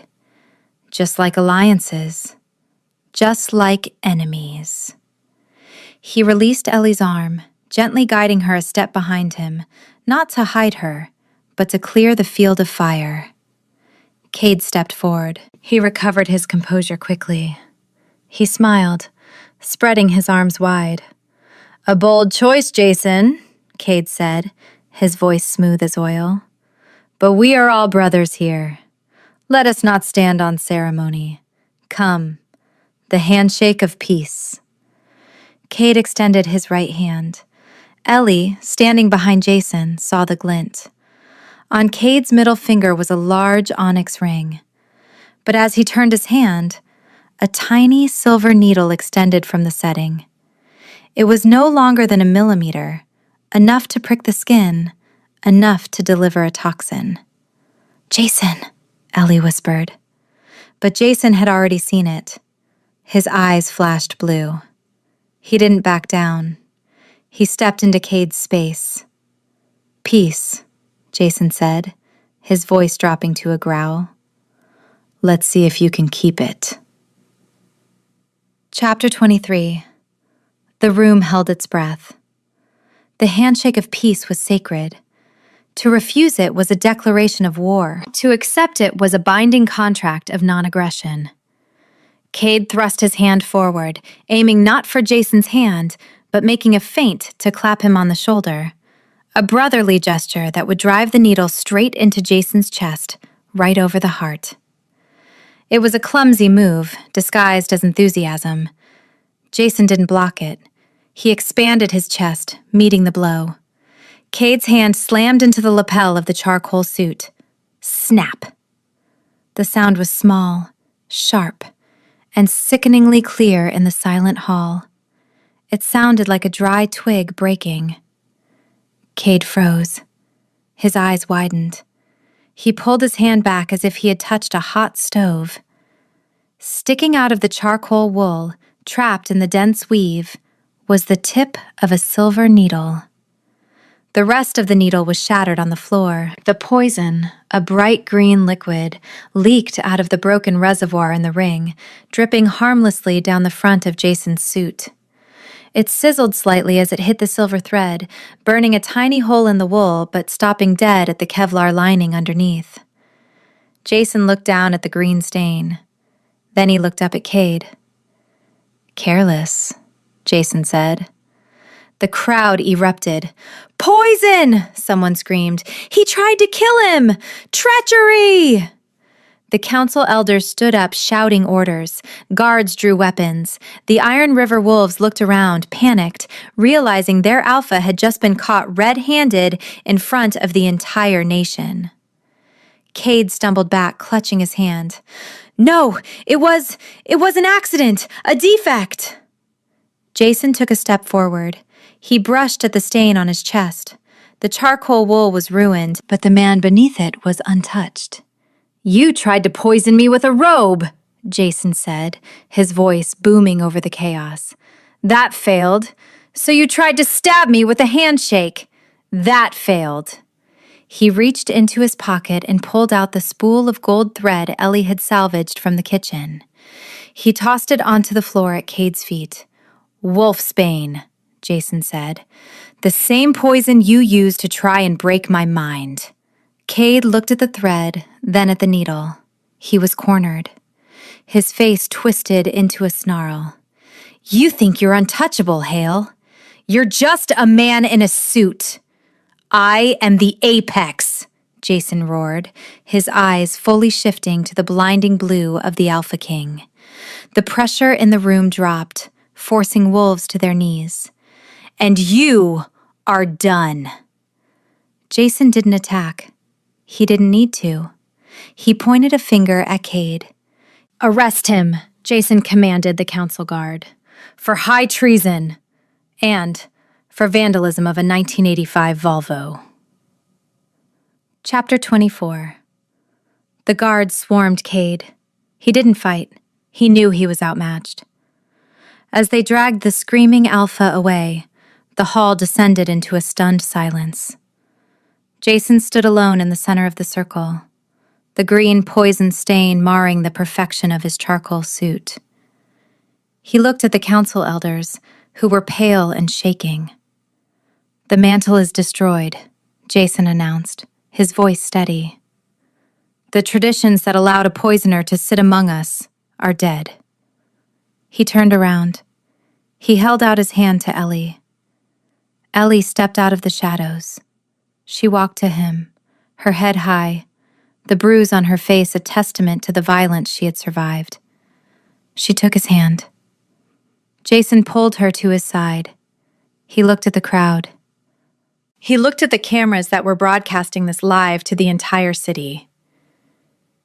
You ask about my suit? Jason said, touching the lapel where the needle had snapped. You ask why I broke tradition. He looked down at Ellie. The look in his eyes wasn't terrifying anymore. It was reverent. I am alive, Jason said, because I stopped trusting in ancient velvet and started trusting in competence. He raised Ellie's hand, kissing her knuckles. This is Eleanor Adler, Jason declared. She is my partner. She is my mate. A gasp went through the room. And, Jason added, a smirk touching his lips as he gestured to the Kevlar-lined suit that had just saved his life. She is the only person in this city who knows how to dress a king for war. The cameras flashed. The crowd, sensing the shift in power, began to clap. It started slow, then built into a roar. The Mustache King, the War Tailor. The narrative had shifted instantly. Jason leaned down, ignoring the hundreds of people watching. You saved me, he whispered against her ear. You owe me a new car, Ellie whispered back, tears pricking her eyes. I'll buy you a dealership, Jason promised. He cupped her face, his thumb brushing the bruise one last time. Then, in front of the council, the cameras, and the entire werewolf nation, he kissed her. It wasn't a fake kiss. It wasn't a stage kiss. It was deep, possessive, and promised a lifetime of trouble. When he pulled back, breathless, Ellie smiled. She reached up and straightened his tie. You got poison on the wool, she scolded softly. That's never coming out. Keep it, Jason said, pulling her against his chest as the crowd cheered. It adds character. Chapter 25. The ride back to the Athelgard Spire was a blur of flashing lights and screaming crowds, but inside the armored SUV, the silence was heavy and electric. Jason hadn't let go of Ellie's hand since they left the stage. His grip was tight, his thumb tracing the pulse point on her wrist, checking, over and over, that she was real, that she was safe, that she was his. When the elevator doors opened into the penthouse, the adrenaline that had sustained them through the summit finally crashed, replaced by a raw, consuming hunger. Jason didn't wait. He pulled Ellie out of the elevator, kicking the door shut behind them with a resounding thud. He backed her against the wall, his hands framing her face. His ice-blue eyes were blown wide, searching her features. "You're shaking," he murmured, his voice rough. "I'm okay," Ellie whispered, though her knees felt like water. She reached up, touching the lapel of his charcoal suit. The green poison stain was a stark, ugly mark on the beautiful wool. "I ruined your suit." "It served its purpose," Jason growled. He shrugged the jacket off, letting the ruined garment, worth thousands of dollars, drop to the floor like a rag. He didn't care. He only cared about the woman standing in front of him in the sleek black gown.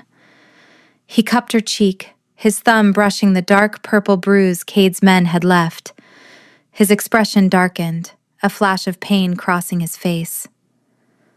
"I will never forgive myself for this," he said softly. "It's just a bruise, Jason," Ellie said, covering his hand with hers. "It heals. We survived. You survived."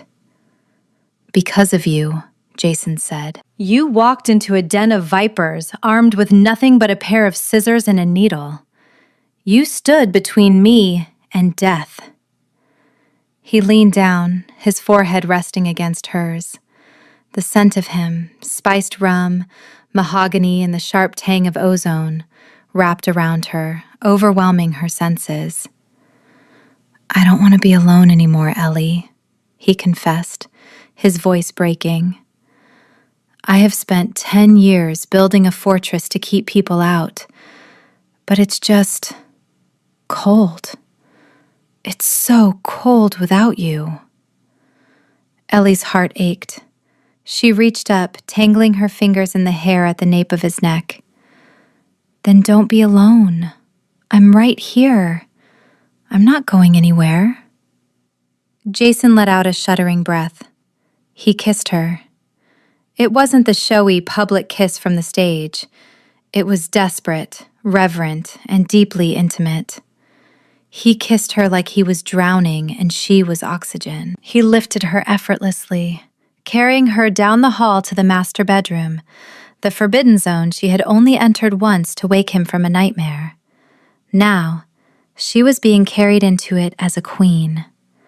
He set her down on the edge of the massive bed. Sir Bartholomew, who had been sleeping on the pillows, cracked one eye open, judged them, and decided to relocate to the armchair with a huff.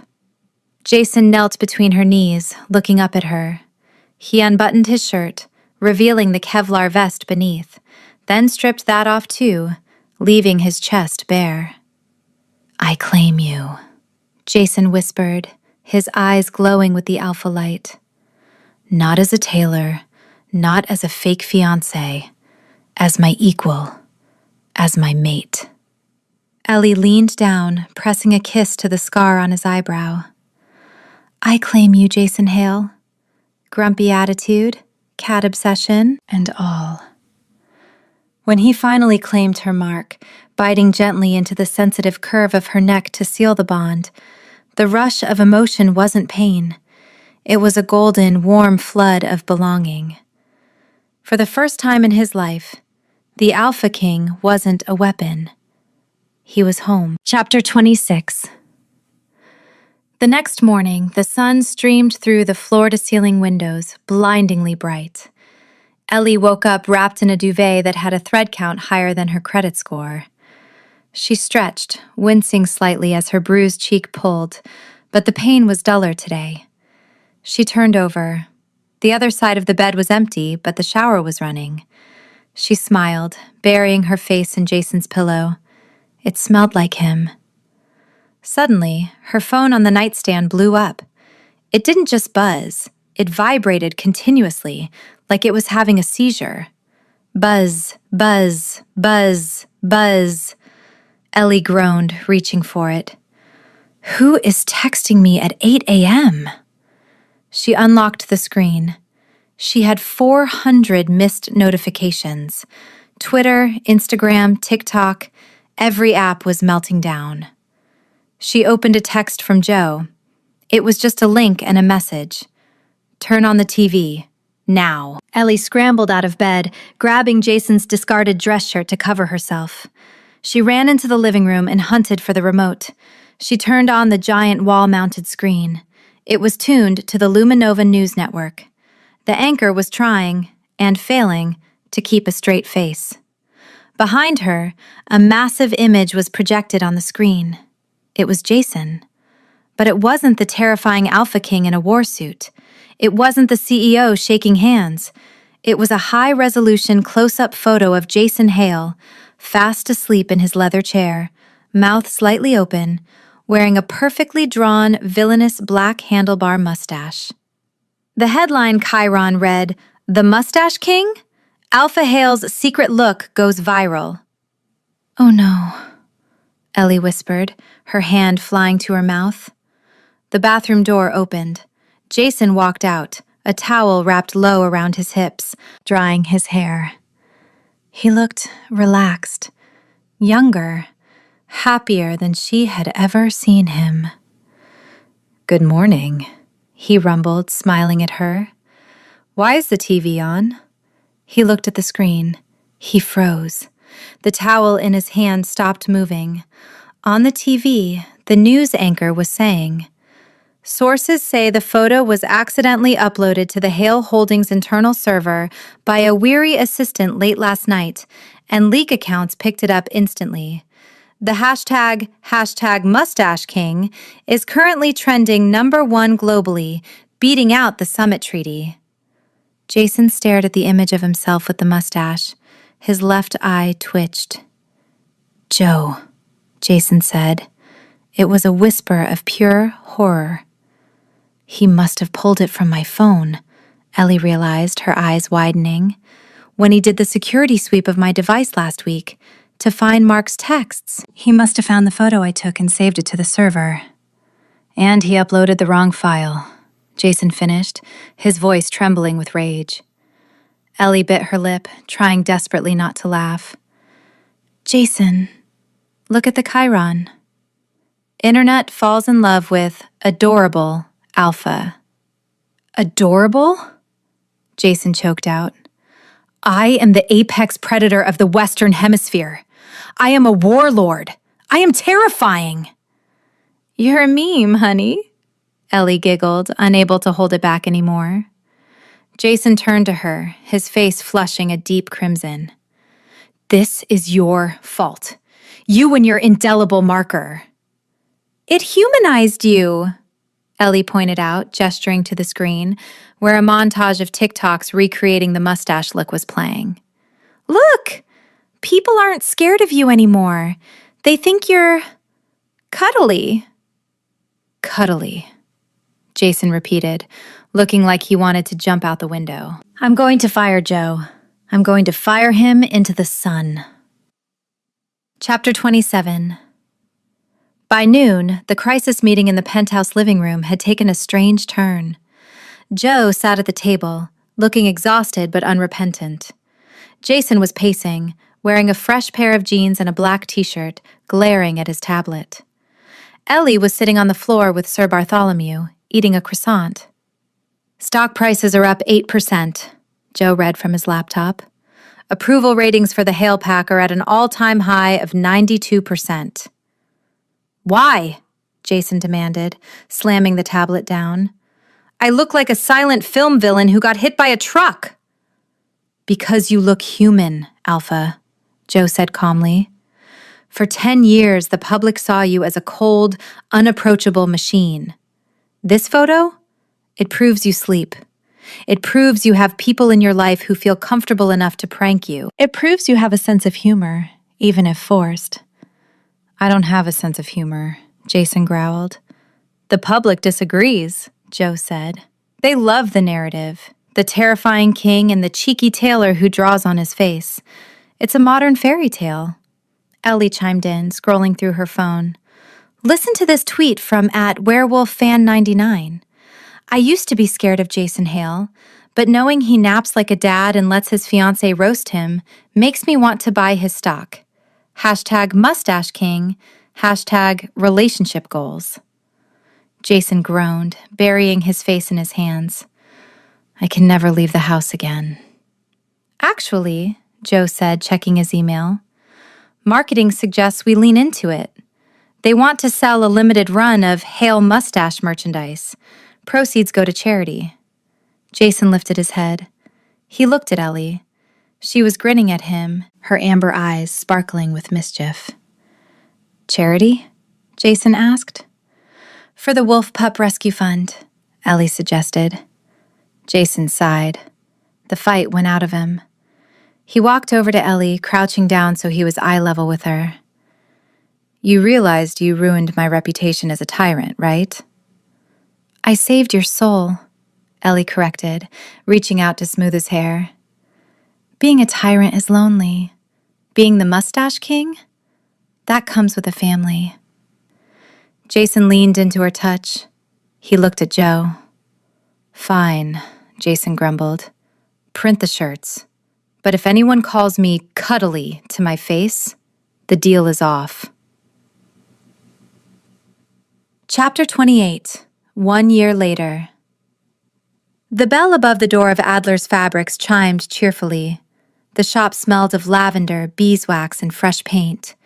It had been fully renovated, the old rotting floors replaced with gleaming hardwood, the drafty windows swapped for energy-efficient glass.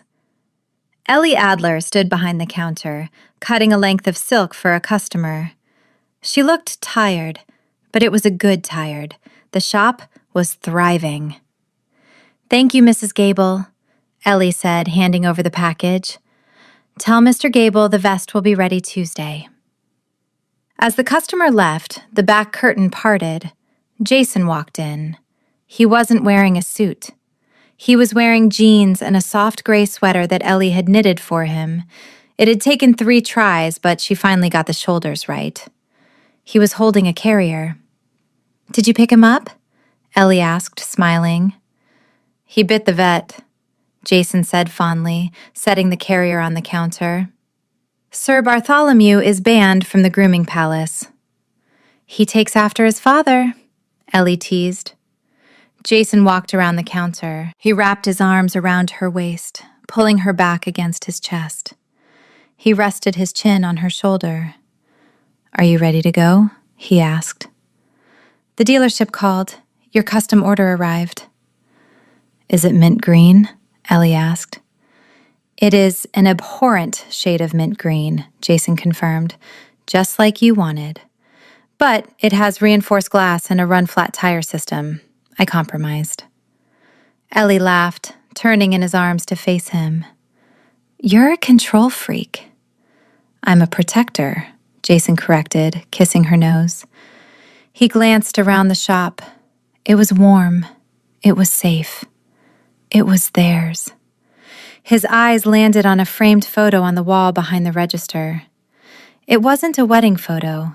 It was the viral photo of him with the mustache, signed by both of them. I still hate that picture, Jason murmured. I love it, Ellie said. She reached into her apron pocket and pulled out a marker. It wasn't the industrial fabric marker. She had retired that one. It was a simple, black Sharpie. Close your eyes, Ellie whispered. Ellie, Jason warned, though his eyes were already dancing with amusement. I am the Alpha King. And I am the War Tailor, Ellie countered. Close them. Jason sighed, a sound of pure contentment, and closed his eyes. Ellie uncapped the marker. She didn't draw a mustache this time. She leaned up and pressed a quick, soft kiss to his lips. Then, she capped the marker and placed it in his hand.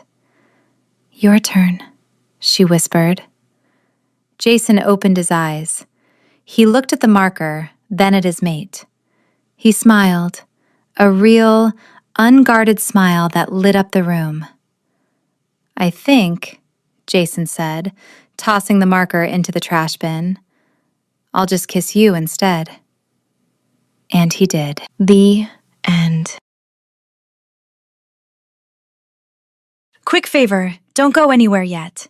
If you thought Ellie was brave for taking a permanent marker to the Alpha King's face, wait until you meet the heroine in this next story on your screen. You have to hear this disaster unfold. Click the video on your screen right now. It is absolutely unhinged.